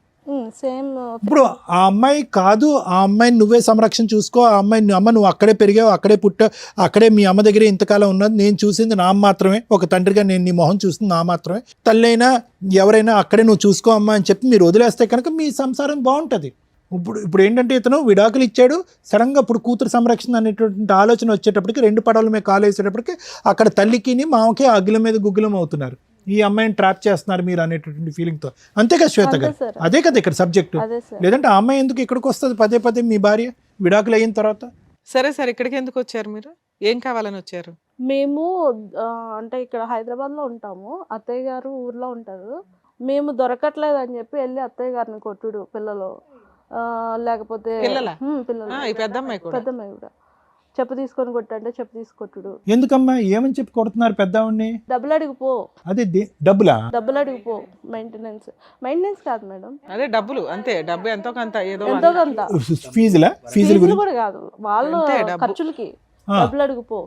నువ్వు ఎందుకు కొట్టావు, నువ్వు ఎందుకు ఇయ్యో అని చెప్పేసి పెద్ద పాప వెళ్ళి, చిన్నదంటే తెలీదు తనకి, పెద్దది వెళ్ళి కొట్టుకుపో అంటే వెళ్ళి కొట్టడం. మరి అదే పాప నాయనమ్మ నేను ఇక్కడ ఉన్నాను, బస్ స్టాండ్ లో ఉంది, నా పరిస్థితి బాగాలేదని చెప్పి ఫోన్ చేసి, ఇప్పుడు మా నంబర్స్ ఏం లేవు తన దగ్గర సార్ మాకు చేయడానికి. నాయనమ్మే హెల్ప్ కోరినటువంటి అమ్మాయి ఈ రోజు నాయనమ్మని కొడుతుందని అంటున్నారు కదా. అంతకుముందు సార్, అంతకుముందు నాయనమ్మ కొట్టుపో అంటే కొట్టడం మానేసి ఇంటికి రావడం మానేసి ఎంతకాలం అయింది? ఏదో వస్తూనే ఉన్నారు మేడం వాళ్ళు. అంటే కొట్టడం లేదు, మీరు ఎక్కడ ఉన్నారో తెలియక ఒకసారి వచ్చి ఏం చేస్తారు? వచ్చి 2 days ఉంటుండ్రు వెళ్ళిపోతుంది. పిల్లలేనా ఆవిడ కూడా? ఆవిడే వస్తుంది. వస్తారు మేడం. అప్పుడు ఏం చేస్తున్నారు ఇంట్లో వంట ఎవరు చేస్తున్నారు? వాళ్ళే చేసుకున్నారు. వాళ్ళు చేసేసుకుని వాళ్ళ వరకు ఉండి వాళ్ళ వరకు మళ్ళీ సర్దుకోలేదు. శ్వేత గారు ఆ 2 days ఎలా నడుస్తుందమ్మా? ఆ 2 days ఎలా నడుస్తుంది అది తెలీదు సార్ నాకు. కాదు మీ ఇంటికి వస్తుంది ఆవిడ, పిల్లలతో పాటు వస్తుంది, వీళ్ళకి తెలియదు, వాళ్ళ అత్తగారు ఉండరు. సాటర్డే సండే మమ్మీ ఉండదు, మా సిస్టర్ ఇప్పుడు 8 months క్యారింగ్ మేడం, ఇక్కడికి వస్తుందండి. మమ్మీ లేనప్పుడు వస్తుంది, ఓన్లీ ఫెస్టివల్స్ చూసుకొని వస్తుంది. ఓకే, ఆ టైంలో మీ అమ్మగారు ఎక్కడ ఉంటారు? సిస్టర్ దగ్గరకు వస్తుంది, లేదంటే ఉన్న ఊర్లోనే అమ్మమ్మ వాళ్ళ ఇంటికాడ ఉంటారు. ఇల్లు ఎంత వాల్యూ చేస్తుంది? ఎవరి పేరు మీద ఉంది? మా ఫాదర్, మా మమ్మీ పేరు మీద. ఎంత వాల్యూ చేస్తుందండి? ప్రజెంట్ ఒక 6-7 lakhs.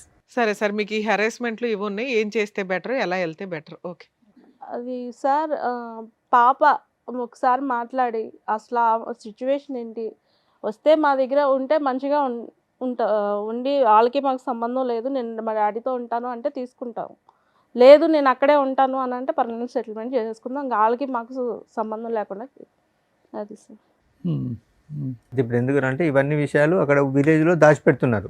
వాళ్ళ పెద్ద మనుషులు వీళ్ళు వాళ్ళ దగ్గర డబ్బు వెళ్ళకపోతే పెద్ద మనుషుల్లోకి మిమ్మల్ని కులం నుంచి వెళ్ళేస్తాము, మీరు కులానికి అదేంటి మీకు ఏదన్నా అంటే ఇష్యూ వచ్చినా ఏమన్నా జరిగినా ఏదన్నా అయినా మేము మీ ఇంటికి రాము అని చెప్పేసి. నవీన్ గారు డైవర్స్ దాంట్లో పిల్లలకి ఏం చేయాలని కండిషన్స్ ఉన్నాయి? ఏం ఉండవు సార్, ఎక్స్పర్ట్ ఆర్డర్స్ కదా. అంతే madam. Okay, she is not happy about the. అదే సార్, విన్నారు కదా, మీరేమంటారు మేడం? ఈ ఇష్యూలో శ్వేత గారు, నవీన్ గారు, ఇది చాలా చాలా సాగుతున్నటువంటి కేసు. యూజువల్గా మనం ఏమనుకుంటామంటే కనుక మేము కానీ చూసేటటువంటి ప్రేక్షకులు కానీ అమ్మ డైవర్స్ అయిపోయింది ఇంకా ఎక్కడితో అయిపోయింది మీరిద్దరు హ్యాపీగా, అది ఇతని దురదృష్టం అనుకోవాలా మీ నరకం అనుకోవాలా నాకు తెలియదు, కానీ డివోర్స్ అయిపోయింది కదా అంత హ్యాపీగా ఉంది పేపర్స్ వచ్చినాయి కదా ఇతను చేసుకుంటే సేఫ్ అన్నట్టుగా మీకు తప్పుగా అనుకో. మీకు మ్యారేజ్ అయిందమ్మా ఇంతకుముందు? అది అయిపోయి అదంతా క్లోజ్ అయిపోయింది, అదంతా హ్యాపీగానే ఉంది, మీ సైడ్ ఏం ట్రబుల్ లేదు, మీకు అక్కడి నుంచి ఏం చిల్డ్రన్ లేరు మీకు. ఓకే, ఇప్పుడు ఏంటంటే అందరికంటే ఇక్కడ అన్నిటికంటే నాకు చూడవలసింది బాధగా ఎవరికి ఉందంటే మీ గురించి నాకు బాధగా ఉంది శ్వేత గారు. ఆల్మోస్ట్ ఇది 2.5 years బట్టి మీరు సఫర్ అవుతున్నారు కదా, 2 years బట్టి 2 years బట్టి సఫర్ అవుతున్నారు.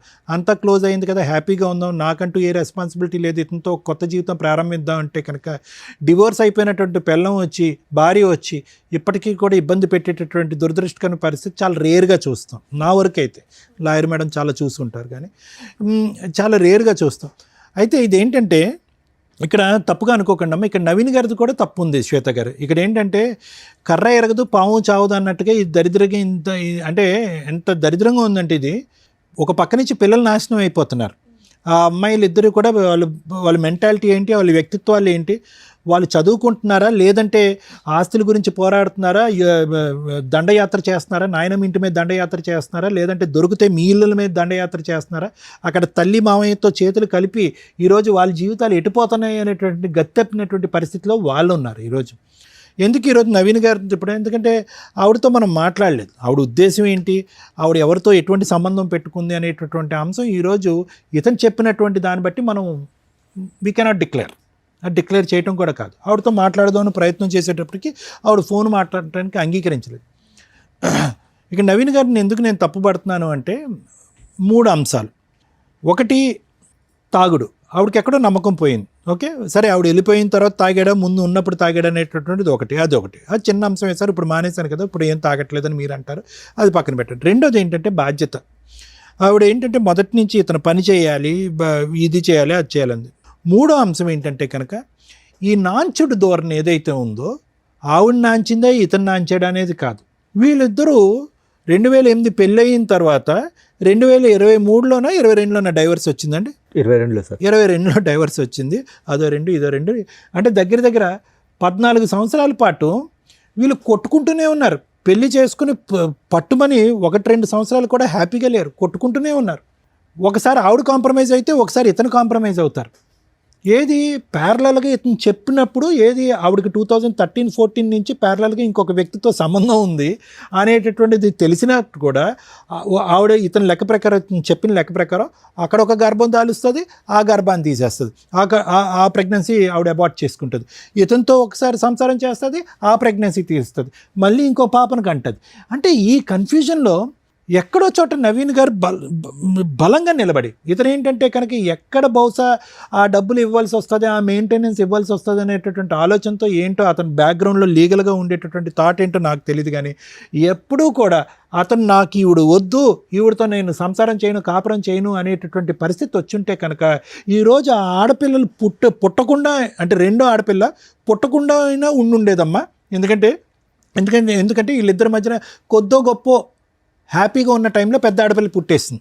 ఓకే, కానీ వీళ్ళిద్దరి యొక్క డైనమిక్స్ ఎప్పుడు కూడా బ్యాలెన్స్డ్గా లేవు, ఎప్పుడు కూడా బ్యాలెన్స్డ్గా లేవు. ఇతను ఫైనాన్షియల్ రీజన్తోనో ఇంకో బాధ్యత తీసుకుంటుందో లేదంటే పిండి ఆరేస్తుంది డబ్బులు ఇవ్వాల్సిన ఉద్దేశంతో తూతూ మంత్రంగా ఆ అమ్మాయిని మళ్ళీ జీవితంలో పిలుచుకున్నాడు. అనవసరం రెండో బిడ్డ పుట్టింది కదమ్మా. అంటే కేవలం ఆ అమ్మాయి ఇతను చెప్పినటువంటి విధంగా ఏంటంటే ఆ అమ్మాయికి బ్యాలెన్స్ లేదు. ఒక పక్క నుంచి బయట బాయ్ ఫ్రెండ్, ఇంట్లో హస్బెండ్, ఈ హస్బెండ్ కావాలి, బాయ్ ఫ్రెండ్ కావాలి, అతనితో ఒకసారి ఇతనితో ఒకసారి అనేటటువంటి విధంగా ఇతను చెప్పిన మాటలు బట్టి ఆ అమ్మాయితో మనం మాట్లాడలేం. ఇతను ఏంటంటే కనుక ఎక్కడ ఈవిడ్ని వదులుచుకుంటే కనుక ఎక్కడ ఫైనాన్షియల్ బర్డెన్ పడుతుంది, లేదంటే ఎక్కడ కోర్టుల చుట్టూ తిరగాలన్న ఉద్దేశంతో వీళ్ళు స్వార్థంతో ఇంకో బిడ్డను కనేసారుగా ఈరోజు. ఇప్పుడు ఆ ఇద్దరు ఆడపిల్లలే కదా ఇప్పుడు తల్లిని మించినటువంటి సైనికులు అయ్యారు. ఆ తల్లి చేసేటటువంటి యుద్ధకాండ దహనకాండ కంటే వాళ్ళిద్దరూ దాడి చేస్తున్నారుగా, నాయనమ్మ మీద పెట్టి కొట్లాడుతున్నారు కదా. అది డబ్బుల గురించా, ఆస్తి గురించా, లేదంటే వాళ్ళకి సరైనటువంటి న్యాయం జరగలేదు అనే ఉద్దేశంతోనే వాళ్ళు అటాక్ చేస్తున్నారు. ఈరోజు వాట్ ఎవర్ ద డైవర్స్ ఏదైతే ఉందో, ఎక్స్పార్టీ డైవర్స్ వచ్చిందో అందులో ఉండేటటువంటి కండిషన్తో మేమిద్దరం భార్యాభర్తలుగా విడిపోయామనే కానీ ఇతని పిల్లలకి ఎటువంటి న్యాయం చేయట్లేదు అనేటటువంటి ఉద్దేశంతో ఆ తల్లి వాళ్ళని ఉసుగొలుపుతుంది. వాళ్ళు న్యాయపరమైనటువంటి విధంగానే ముందుకు వస్తున్నారు. మాకేంటి మీకేంటి, మాకేంటి, మా పోషణ ఏంటి, మా ఆలోచన ఏంటి, మా భవిష్యత్తు ఏంటి, మా పెళ్ళిళ్ళు ఏంటి అనేటటువంటి ఆ విషయం గురించి లెక్క తేల్చుకోవాలి కానీ నవీన్ గారు. అవునండి. ఇక్కడ ఏంటి ఆవిడ వచ్చి ఇక్కడ ఏంటి నాకు నువ్వు భర్తగా కావాలి, డైవర్స్ మాట పక్కన పెట్టు, నేనే నీతో కాపురం చేస్తాను, నువ్వు సెకండ్ భారీగా నువ్వెవరు అనే మాట ఆవిడ అనట్లే. ఇప్పుడు వచ్చేటటువంటి అంశం మనకు తెలియనటువంటి సీక్రెట్ ఏదన్నా ఉంది అంటే కనుక ఆ పిల్లల భవిష్యత్తు దృష్ట్యా ఏం న్యాయం చేశారు అలాంటప్పుడు పిల్లల్ని కనకూడదు. అది ఇక్కడ వచ్చేటటువంటి లైవ్లో ఉండేటటువంటి గొడవ. అది ఈ మధ్యలో ఏమవుతుందంటే ఓకే ఇవన్నీ లీగల్ పరమైనటువంటి అంశాలు, నాకు ఉన్నటువంటి పరిజ్ఞానం ఆ మాత్రమే, ఆ అంశం నేను పక్కన పెడతాను. కానీ ఇక్కడ తేల్చుకోవాల్సిన ప్రేక్షకులకు ప్రత్యేకంగా చెప్పేటటువంటిది అంశం ఏంటంటే భార్యాభర్తల మధ్యన మీ ఇద్దరి మధ్యన ఏమైనా డిఫరెన్సెస్ ఉంటే ఐదర్ మీడియేషన్ కానీ లేదంటే కౌన్సిలింగ్ ద్వారా కలిసే అన్నటువంటి ప్రయత్నం చేయండి, లేదంటే లీగల్ పరమైనటువంటి స్టెప్స్ తీసుకుని విడిపోవటానికైనా ప్రయత్నం చేయండి. ఏదైనా కూడా త్వరగా జరగాలి. ఆ న్యాయం కలిసి ఉండేటటువంటి న్యాయం అయినా త్వరగా జరగాలి, లేదంటే విడిపోయేటటువంటి న్యాయం అయినా జరగాలి. ఎందుకంటే ఇందులో ప్రత్యేకంగా ఈ యుద్ధంలో పిల్లలు పావులు అవుతారు, ఫైనల్గా పిచ్చి వాళ్ళు అవుతారు. ఇప్పుడు చూడండి ఆ పిల్లలు పెద్ద అమ్మాయి ఖచ్చితంగా నేను చెప్తున్నాను ఆ అమ్మాయి మానసికపరమైనటువంటి స్టెబిలిటీ మీద ఒక క్వశ్చన్ మార్క్ ఉంది, చదువు సంధ్యల మీద ఎటువంటి దృష్టి పడుతుంది అనేటటువంటి అంశం మీద ఒక క్వశ్చన్ మార్క్ ఉంది, వ్యక్తిత్వం ఏం మారిపోతుంది అనేటటువంటి దాని మీద క్వశ్చన్ మార్క్ అవుతుంది. ఎందుకంటే ఉదయం లేచిన దగ్గర నుంచి సాయంత్రం వాళ్ళకి ఫుల్ టైం ఎజెండా ఏదన్నా ఉంది అంటే తండ్రి ఎక్కడ ఉన్నాడు, ఆ అమ్మాయి పెళ్లి చేసుకున్న శ్వేత ఎక్కడుంది, వాళ్ళిద్దరు దొరుకుతారా, లేదంటే వాళ్ళు దొరకనప్పుడు ఆ ఇంటి మీద దాడి చేద్దాం, మాకేం రావాల్సినటువంటిది కరెక్టే, వాళ్ళు ఫైట్ చేసేటటువంటిది బహుశా వాళ్ళ ఆడపిల్లలు ఫైట్ చేసేటటువంటి దాంట్లో న్యాయం ఉందండి. ఎందుకంటే మీరిద్దరు సుఖ సంతోషాలని సింపుల్గా డైవర్స్ వచ్చేసింది, మీరిద్దరు హ్యాపీగా ఉన్నారు, రేపో మాపో మీకు ఒక పిల్లో పుడుతుంది, మా పరిస్థితి ఏంటి అనేటటువంటి అభద్రత గురించి మాట్లాడుతున్నారు ఆ పిల్లలు. దానివల్ల వాళ్ళు మానసికంగా డిజాస్టర్ అయిపోతున్నారు. దాంతోపాటు ఏంటంటే వాళ్ళ అమ్మ ఒక పక్క నుంచి వాళ్ళ మావయ్య ఒక పక్క నుంచి వాళ్ళిద్దరు బ్రెయిన్లో ఫీడింగ్ ఇచ్చేటప్పటికి ఇద్దరు ఆడపిల్లల యొక్క మానసిక పరిస్థితి కంప్లీట్గా ఇంబ్యాలెన్స్ అయింది.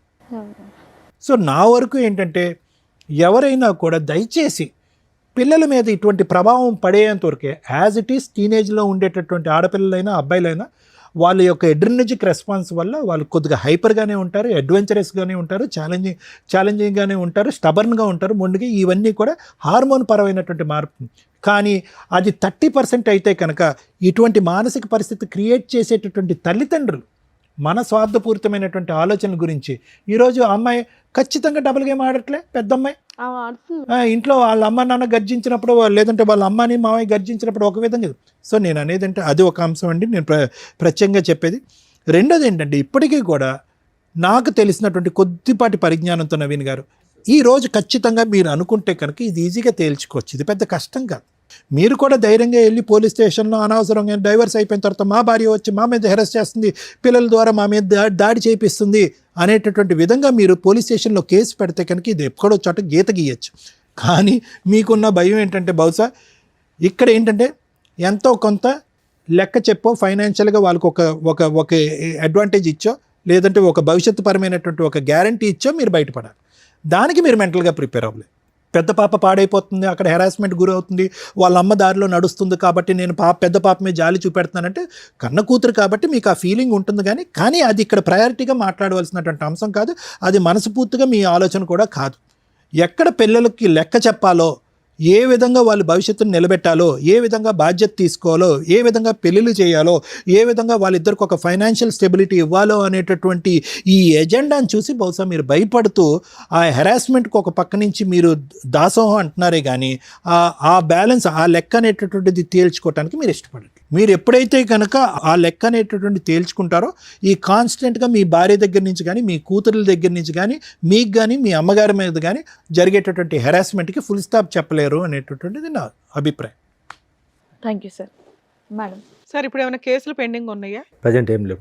మొదటి భార్య హక్కులు వర్సెస్ రెండో భార్య హక్కులు వర్సెస్ భర్త హక్కులు, వీటి గురించి కొంచెం బేసిక్ నాలెడ్జ్ ఉంటే ఈ కేసు ఇక్కడ దాకా వచ్చేదే కాదు. ఇక్కడ అప్రిషియేట్ చేయాల్సిన వ్యక్తి ఎవరు అంటే సెకండ్ వైఫ్. ఎందుకు అంటే ఒక వ్యక్తిని నమ్మి ఆల్రెడీ ఫస్ట్ ఏదో డైవర్స్ అవుతాయి, సెకండ్ వ్యక్తిని నమ్మినప్పుడు ఏం చూసింది అంటే డైవర్స్ పేపర్ చూసింది. ఏంటి డైవర్స్ పేపర్స్? ఎక్స్పార్టీ ఆర్డర్స్ వస్తే ఆ ఆర్డర్ లీగల్గా వ్యాలిడా అంటే ఆఫ్టర్ 6 months చేసుకునే మ్యారేజ్ లీగల్గా వ్యాలిడ్. ఇప్పుడు వాళ్ళ ఫస్ట్ వైఫ్ ఛాలెంజ్ చేసి అపీల్ కోర్టులో హైకోర్టులో ప్రొసీడ్ అయితే మీరు చాలా న్యూస్ల్లో చూస్తూ ఉంటారు, డైవర్స్ కేసు పెండింగ్ ఉండగా మ్యారేజ్ వ్యాలిడ్ అని. సగం ఇన్ఫర్మేషనే మీకు తెలుసు. ఇలాంటిది వ్యాలిడ్. ఎలాంటిది? అతను ఎక్స్-పార్టీ ఆర్డర్సో ఏదో తెచ్చుకున్నాక 6 మంత్స్ దాటిపోయినాక వాళ్ళు డైవర్స్ కేసు హైకోర్టులో అప్పీల్‌కి వేసుకున్నప్పుడు, ఈ మ్యారేజ్ డిలే లేతే లోయర్ కోర్ట్‌లోనే రీఓపెన్ చేసినప్పుడు డిలే అయిపోయింది. లిమిటేషన్ అయిపోయింది. లిమిటేషన్ తర్వాత చేసుకునే మ్యారేజ్ లీగల్‌గా వ్యాలిడ్. సో, ఆ డైవర్స్ కేస్ కంటిన్యూ అవుతూనే ఉంటది. ఫైనల్‌గా జడ్జి గారు అట్లాంటి కేసుల్లో కొంత కాంపెన్సేషన్ ఆర్డర్ చేస్తారే తప్ప, ఈ సెకండ్ మ్యారేజ్ వ్యాలిడ్ కాదు అని అనరు. సో, ఎవరన్నా జెంట్స్ గాని, లేడీస్ గాని మీకు ఎక్స్-పార్టీ ఆర్డర్స్, డైవర్స్ కాపీస్ కనుక చూపిస్తే 6 మంత్స్ కంప్లీట్ అయిందా లేదా చూసుకొని ఆఫ్టర్ 6 మంత్స్ మ్యారేజ్ చేసుకోండి. అది లీగల్‌గా వ్యాలిడ్. ఫస్ట్ వైఫ్ కానీ, ఫస్ట్ హస్బెండ్ గాని ఫైటింగ్ చేస్తున్నా కూడా మీకు ప్రాబ్లమ్ లేదు. అవి ఫర్దర్‌గా నడుస్తూ ఉంటాయి. కానీ యూజ్ ఏముంది? ఇప్పుడు ఈ సెకండ్ వైఫ్ హరాస్మెంట్ పడుతున్నట్టు లెక్క. ఆ అమ్మాయికి వేరే ఆప్షన్ లేదు. ఇక్కడ భర్త మంచోడా, చెడ్డోడా, భర్తతో హ్యాపీనెస్ ఏముంది? ఈ మంచి చెడుల గురించి ఆలోచించడం కంటే భర్త ఉంటాడా, ఓడతాడా అనే కన్‌ఫ్యూజన్‌లోకి వెళ్ళిపోతుంది. ఎందుకంటే భర్త హ్యాపీగా లేడు. ఫైనాన్షియల్‌గా సంపాదించడం మీద కాన్సంట్రేషన్ లేదు. సెకండ్ వైఫ్‌ని బాగా చూసుకునే విధం మీద కాన్సంట్రేషన్ లేదు. నా పిల్లలు, నా ఫస్ట్ వైఫ్, మా అమ్మని తంతున్నారు, మా ఇంట్లో వాళ్ళని స్టిల్ 15 ఏళ్ల నుంచి 20 ఏళ్ల నుంచి ఏ నస జరిగిందో అది సెకండ్ మ్యారేజ్ తర్వాత కూడా కంటిన్యూ అవుతుంది. ఒకవేళ ఎవరైనా అమ్మాయి గాని అబ్బాయిలకి పెద్ద ప్రాబ్లమ్ ఉండదులేండి. ఎందుకంటే అమ్మాయిలు అన్నీ కట్ చేసుకునే వస్తారు ప్రాపర్‌గా. అబ్బాయిల్ని ఎవరన్నా చేసుకుంటుంటే ఈవిడలాగా సఫర్ అవ్వకండి. ఫస్ట్ వైఫ్ తోటి లీగల్‌గా మిగతా లిటిగేషన్స్ అన్నీ క్లియర్ అవుతున్నాయా లేదా? ఇన్ కేస్ అవ్వకపోతే మీరు బాండ్ పేపర్సో, సేఫ్టీగా ఏదైనా ప్రాపర్టీసో రాయించుకోండి. మళ్ళీ మీ వైఫో, మీ పిల్లలో వస్తే పేగుబంధం ఎట్లాగో ఇప్పుడు ఈయనలాగా బాధపడుతూ ఉంటారు. ఆ నస మేము పడుతూ ఉండలేం కదా! మమ్మల్ని ఎందుకు విలన్‌గా చూపించటం. మీ అవసరం వాళ్ళకుంది, ఆళ్ళ అవసరం మీకుంది. సో, కాబట్టి మీకేం తక్కువైనట్టు కాదు. సెకండ్ వైఫ్ వచ్చినాక ఆ పిల్లలు రావడం, రాకపోవడం అనేది మీరు ముందుగా మాట్లాడుకుంటే ఈవిడ పడే మానసిక క్షోభ బయటికి చెప్పకుండా. పాపం ఆవిడ ఒక్క మాట మాట్లాడట్ల. అలాంటి క్షోభ పడకుండా ఉంటారు. సేఫ్ సైడ్‌లో ఉండండి. ఎక్స్ పార్టీ ఆర్డర్స్ తీసుకునేటప్పుడే ఇలాంటి వ్యక్తితోటి 6 మంత్స్ తర్వాత మ్యారేజ్ చేసుకుంటూ ఫస్ట్ వైఫ్‌తో ఫుల్ అండ్ ఫైనల్ సెటిల్మెంట్ అవ్వకపోతే నువ్వేంటి, నీ పిల్లలేంటి, మీ ఆస్తులేంటి, నాకేంటి. ఇది రాసుకొని ఒకవేళ మీ నసేదన్నా ఉంటే బయట చూసుకొని గుమ్మం లోపలికి తీసుకురావద్దు. నన్ను ఇన్వాల్వ్ చేయొద్దు. అలా సేఫ్‌గా చూసుకోగలిగితే చేసుకో, లేకపోతే ఇంకో సంబంధం చూసుకోవడం బెటర్ అండి అని క్లియర్‌గా మాట్లాడుకోండి. ఏదో అంటారు చూడు, ముందే మాట్లాడుకోవడం వల్ల 90% ప్రాబ్లమ్స్ క్లియర్ అవుతాయి. శ్వేత గారు విన్నారా? సో, మీరు ఇరుక్కుపోయారు. సో, మీలాగా కొంతమంది సఫర్ అవ్వకుండా ఉండడానికి ఈ రోజున మీరు ఇక్కడి దాకా వచ్చి మాట్లాడడం అనేది కొంత సేఫ్ సైడ్ అని నా ఉద్దేశం. First wife rights versus husband వీటి గురించి మాట్లాడదాం ఇప్పుడు.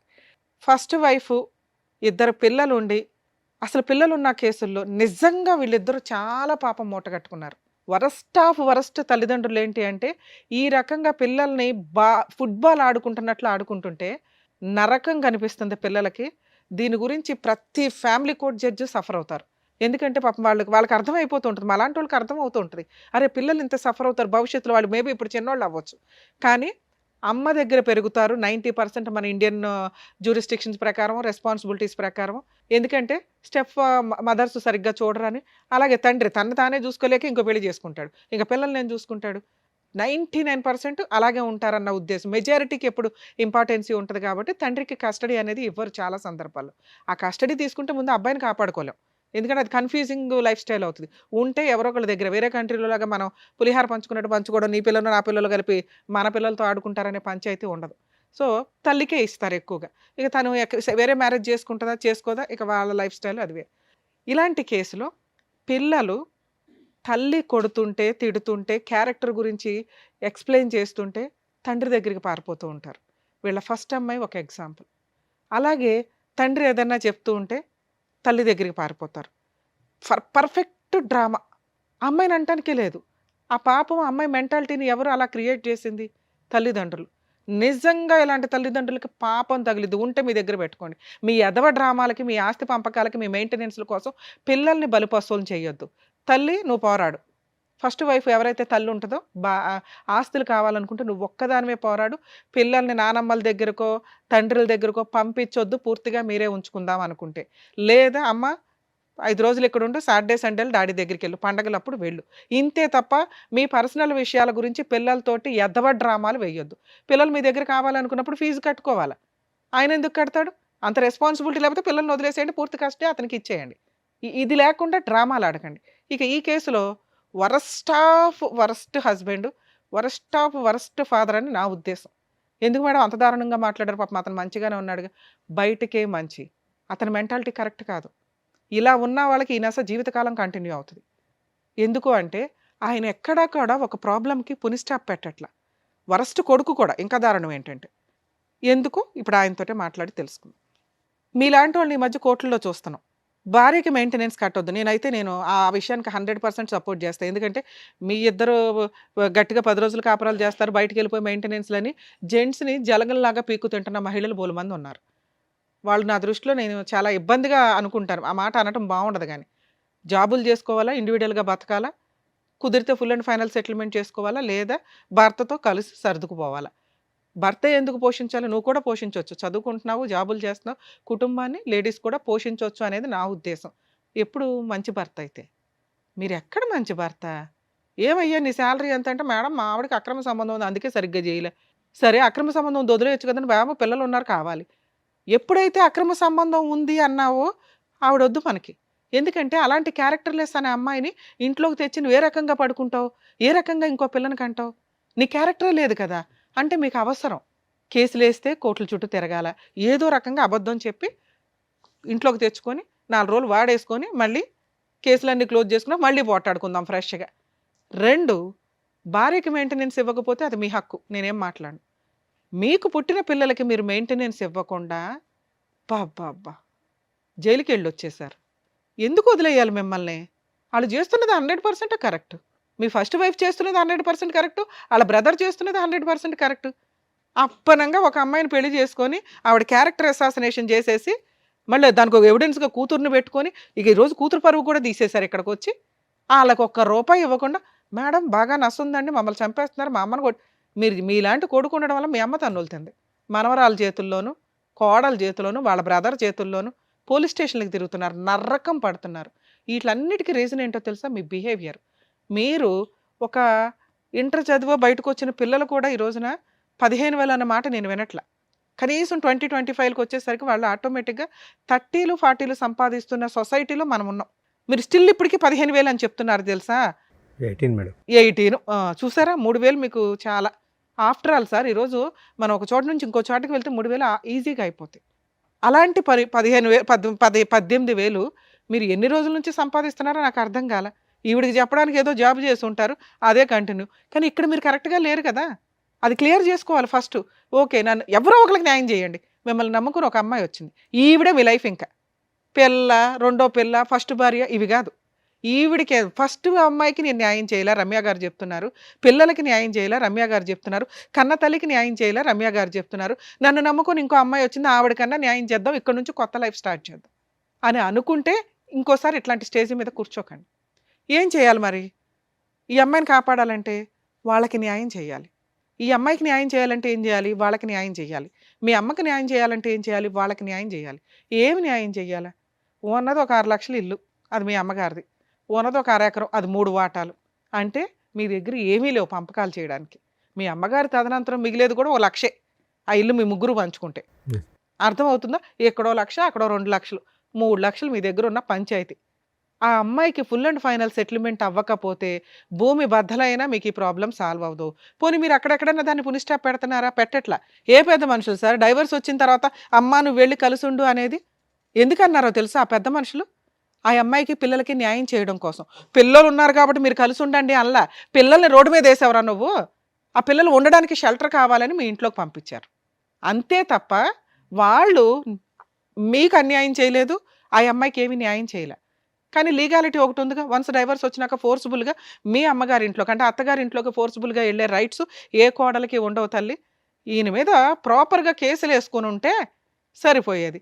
ఎంత తెలివితేటలంటే వరస్ట్ ఫాదర్ అని నేను ఎందుకు అన్నానంటే, పిల్లలకి ఇవ్వాల్సిన 2 లక్షలు మీరు అరేంజ్ చేసుకోకుండా 1 మంత్ జైలుకి వెళ్ళారండి. సరే ఆ అమ్మాయికి ఇవ్వాల్సింది ఇవ్వద్దు, పిల్లలకు ఒక 50,000 సర్దుకోవాలిగా. మేడం నేను 50,000 ఇస్తానండి. వాళ్ళు మొత్తం ఏ కోర్టు కూడా మీకున్న 1,50,000 2 లక్షల ఎరియర్స్లో మేడం నేను 2 రోజులు 50,000 కడతాను అంటే ఖచ్చితంగా మీకు టైం ఇస్తారు. సరేనా 50 కట్టండి, 1 వీక్లో కట్టే అంటారు తప్ప ఎన్ని డేట్లు ఇస్తారో తెలుసా? ఎందుకంటే ఆ అమ్మాయికి పిల్లలకి న్యాయం చేయాలి. ఎందుకంటే ఈడెవరో అని అర్థమైపోద్ది వాళ్ళకి. వచ్చినంత వసూలు చేసి పెడదామనే జడ్జెస్ డేట్ ఇస్తూనే ఉంటారు. మిమ్మల్ని జైలుకి పంపిస్తే వాళ్ళకి ఏమి రావు. క్లియర్, అక్కడతో క్లియర్. అర్థమవుతుందా? అమ్మ ఇలాంటి కేసుల్లో హస్బెండ్ ఏమి ఇవ్వకపోతే జైలుకి వెళ్తే వెళ్ళనివ్వడు, వాళ్ళకి బుద్ధి వస్తుంది. కానీ అలవాటు అయిపోయింది ఇక్కడ. సో పిల్లలకి మెయింటెనెన్స్ వసూలు చేసుకునే హక్కు మీకు ఉంటుంది. ఈ రకంగా నసగా వెళ్ళటం కరెక్ట్ కాదు. ఎందుకంటే ఇప్పుడు ఈ ఎఫెక్ట్ మీ జీవితం మీద పడింది, ఇతని జీవితం మీద పడింది, పిల్లల మీద పడుతుంది. ఇంకెంత పాపం మూట కట్టుకుంటాం?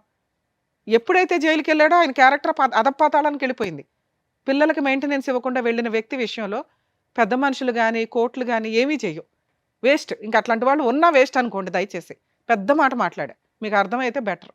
కనీసం పిల్లల్ని ఎట్లా ప్రొటెక్ట్ చేసుకోవాలి, పిల్లల్ని ఎట్లా చదివించుకోవాలి. గవర్నమెంట్ చదువులు చాలా ఉన్నాయి తల్లి, చదివించుకోండి. వాళ్ళని ఫుట్బాల్ లాగా ఆడితే రేపొద్దుట ఇవే లక్షణాలు పిల్లలకు వస్తాయి. మీలాంటివి తల్లుల దగ్గర పెరిగితే వాళ్ళు ఏం సొసైటీలో ఎలా తండ్రి అంటే ఏంటి, భర్త అంటే ఏంటి, కుటుంబం అంటే ఏంటి తెలియదు. క్రూయల్గా మారిపోతూ ఉంటారు. వాళ్ళకి వాళ్ళు ఏదో చేసుకుంటూ ఉంటారు, సర్వనాశనం అయిపోవాలి డబ్బు కోసం, అంతే. క్యారెక్టర్లే పోతాయి తల్లి, అర్థం చేసుకోండి. మీ పిల్లల కోసం మేము బాధపడుతున్నాం ఇక్కడ. మీ వైఫ్ ఎవరన్నా విని ఉంటే కనుక, ఫస్ట్ వైఫ్, తల్లి రిక్వెస్ట్ చేస్తున్నాను, ఇక వదిలేయండి ఆయన్ని. జస్ట్ కోర్టులో మెయింటెనెన్స్ కేసు ఒకటి వేసుకోండి.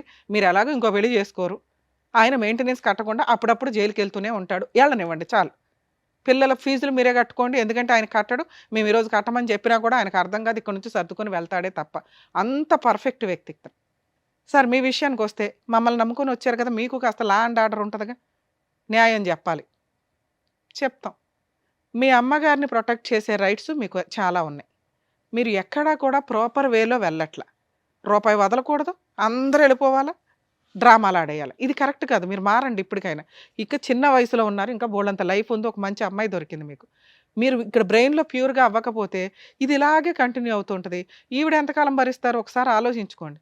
సో ఇప్పుడు పిల్లలకి మిమ్మల్ని ఏదో ఇచ్చే సెటిల్ చేసుకోండి అంటే వాళ్ళ ముగ్గురికి కలిపి మీరు ఆ పెద్ద మనుషుల దగ్గర కూర్చొని, మా ఇంటికి రావద్దు, మా అమ్మ దగ్గరికి రావద్దు, ఫుల్ అండ్ ఫైనల్ సెటిల్మెంట్ ఇదిగోండి, నేను 50,000 ఇవ్వగలను, ఈ 1,00,000 ఇవ్వగలను, తీసుకుంటారా, ఇంకా నా ఇంటికి రావద్దు, అగ్రిమెంట్ రాసి పడేసి మెయింటెనెన్స్లో ఏదైనా లోక్ అదాలత్లో పెట్టుకోండి. ఎందుకంటే మీ వైఫ్ని మేము నమ్మలేము. పెద్ద మనుషుల దగ్గర కాదు, కోర్టులో ఏ కేసుల ద్వారా కాదు, legal cell authority Lok Adalat అని ఒకటి ఉంటుంది. మీరు ఎక్కడైతే ఉంటారో అక్కడికి వెళ్ళి మీది అవుట్ ఆఫ్ కోర్టు సెటిల్మెంట్ అయితే అక్కడ కూర్చొని ఫుల్ అండ్ ఫైనల్ సెటిల్మెంట్ చేసుకుని అందులో రాయించుకుంటే భవిష్యత్తులో పిల్లలు కానీ, ఆ అమ్మాయి కానీ, మీ మీద కానీ, మీ ఆస్తుల మీద కానీ ఏ కేసులు వేయడానికి ఉండదు. 1,00,000 మాట్లాడుకుంటారు, 2,00,000 మాట్లాడుకుంటారు, మీ తాహత కొద్ది మాట్లాడితే మీరు సేవ్ అవుతారు, ఈవిడ సేవ్ అవుతుంది. ఇక 2, మేడం వాళ్ళు ఒప్పుకోలేదు, నా తాహత అంతే, నేను 1,00,000 ఇస్తానన్నాను, వాళ్ళు యాక్సెప్ట్ చేయలేదు, వాళ్ళు 50,00,000 అడుగుతున్నారు, నేను ఎక్కడో అప్పు చేసేది, మా తమ్ముడు వీళ్ళు వాళ్ళు తలా పంచాయతీ పెడితే 2,00,000 అయినాయి, అయినా వాళ్ళు ఒప్పుకోవట్లేదు అంటే మీ అమ్మగారి చేత కోర్టులో మీకు ఒక అడ్వకేట్ని పెట్టుకోండి. ఫస్ట్ అడ్వకేట్ ద్వారా మీ అమ్మగారి చేత ఒక డొమెస్టిక్ వైలెన్స్ కేసు కానీ, ఇంజెక్షన్ ఆర్డర్ కానీ, రిస్ట్రైన్ ఆర్డర్ అంటారు, నా సరౌండింగ్కి వీళ్ళు ఎవరు రావద్దు, ఎవరైతే ఫోర్స్ఫుల్గా వస్తున్నారో ఆ వ్యక్తులు రావద్దు అని చెప్పి కోర్టులో కేసు ఫైల్ చేసుకునే రైట్స్ మీ అమ్మగారికి ఉంటే ఆవిడ తరపున మీరు ఒక అడ్వకేట్ని పెట్టి ఒక కంప్లైంట్ వేయించండి. Just restrain order, civil proceedings. అది ఆవిడ ఇంటికి ఇంకెవరు రారు. ఎవరు? మీ ఫస్ట్ భార్య, పిల్లలు, ఇలా అడిగే రైట్స్ మీ అమ్మగారికి ఉన్నాయి. ఆవిడ కుటుంబం వేరు, ఆవిడ రక్షణ వేరు, మీరు వేరు. ఓకే, ఇక మీరిద్దరు ఎక్కడైతే సీక్రెట్గా ఉంటారంటున్నారో అది ఉండడం బెటరే. మీరు ఎప్పుడైనా ఓ 2,00,000 ఇచ్చి సెటిల్మెంట్ చేసుకుంటాము, ఓ 5,00,000 ఇచ్చి సెటిల్ చేసుకోగలం, ఓ 10,00,000 ఇచ్చి సెటిల్ చేసుకోగలం అన్నప్పుడు బయటకు వెళ్ళి పెద్ద మనుషులతో మాట్లాడుకోండి. ఇక 2వ ఆప్షను, మీకేదో ప్రాణహాని ఉంది, టెన్షన్గా ఉంది, మీరు ఏదైనా కంప్లైంట్ వేయొచ్చు. ప్రైవేట్ కంప్లైంట్ అంటారు. ఎందుకంటే మీ దగ్గర అంతకుముందు ప్రాబ్లమ్స్ అయినవి ఉన్నాయి కదా, అవన్నీ కూడా ఎవిడెన్స్లు పెట్టుకొని జస్ట్ ఎప్పుడైనా మీరు బయటకు దొరికేశారు, బయటకు దొరుకుతున్నాం అనిపిస్తే ప్రైవేట్ కంప్లైంట్ ఫైల్ చేయండి, మీకు కూడా ప్రొటెక్షన్ వస్తుంది. మీ మదర్ది వేరే, మీరు ఉండవసరం లేదు, అడ్వకేట్ని పెట్టి వేయించండి. మీ మదర్ తరపున లాయర్ ఫైట్ చేస్తారు, మీ మదర్ కూడా కోర్టులకు వెళ్ళవసరం.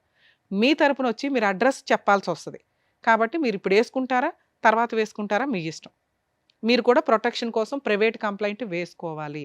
మీ ప్రాబ్లం ఎప్పుడు సాల్వ్ అవుతుంది? ఫుల్ అండ్ ఫైనల్ సెటిల్మెంట్ అయిన రోజే సాల్వ్ అవుతుంది. అమ్మ ఫస్ట్ వైఫ్కి చెప్తున్నాను, ఇందాక చెప్పాను క్యారెక్టర్ల గురించి, పిల్లల గురించి. అలాగే మీ క్యారెక్టర్ని ఇక్కడ ఎవ్వరూ ఏం మాట్లాడట్లేదు తల్లి, ఎందుకంటే మీ హస్బెండే నాకు నచ్చలే. ఎందుకు అంటే ఆయన మీ గురించి చాలా ఎలిగేషన్స్ చెప్పేశాడు. పిల్లలు ఉన్నారు కాబట్టి అవి నిజం కాదని అనుకుందాం, ఎందుకంటే మీ అమ్మాయి మాటలు కూడా మేము నమ్మం. మీ కూతురే వచ్చి చెప్పిందండి, ఆయన దగ్గర ప్రాపర్ ఎవిడెన్స్ లేవు, మీ ఆయనే నమ్మాడు నిన్ను, మా ఆవిడ మంచిదండి అనే నీతో ఇంకోసారి పిల్లలకి అన్నాడు. సో మీ పిల్లలు ఉన్న కేసుల్లో మీ క్యారెక్టర్ని మేము ఇక్కడ ఎవ్వరూ మాట్లాడట్లా.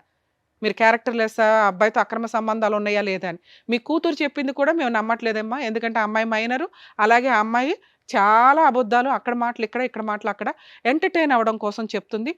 సో మీ క్యారెక్టర్ని మేము ఇక్కడ ఏమీ మాట్లాడట్లేదు. ఇక 3, పిల్లల మెయింటెనెన్స్ కోసం మీరు ఒక ఎంసీ కేసు ఫైల్ చేసుకోండి. ఆయన దొరికితే జైలుకి వెళ్తూ ఉంటాడు. ఇట్లాంటివి ఆయన్ని జైలుకి పంపించడానికే మీరు చూసుకుంటూ ఉండండి ఆ ఎంసీ ద్వారా, లేదా అప్పుడు ఫుల్ అండ్ ఫైనల్ సెటిల్మెంట్ చేసుకుంటాడు. దయచేసి అత్తగారి దగ్గరికి వెళ్ళకండి అమ్మా, ఎందుకంటే ఆవిడే ముసలావిడ. ఎందుకు ఇవన్నీ ఇప్పటికే బోళ్ళంతా ఏమో చేస్తే ఇవన్నీ కష్టాలు వస్తున్నట్టు లెక్క, అవి పిల్లలకి ఇబ్బంది కూడా అవుతున్నాయి. ఇది నా personal request madam. Thank you madam. So అదండి, సో మేడం చెప్పింది మీకు క్లియర్గా అర్థమైంది అనుకుంటాను. సో చెప్పినట్టుగా చేయండి అండ్ మీరు కూడా జాగ్రత్త. Thank you. Thank you. So thank you so much sir. Thank you so much madam. Naveen Kumar గారు ఆయన సమస్య చెప్పుకోవడానికి వచ్చారు. ఏం చేస్తే బాగుంటుందని చెప్పినందుకు థ్యాంక్ యూ సో మచ్. మరో కథతో మళ్ళీ కలుద్దాం.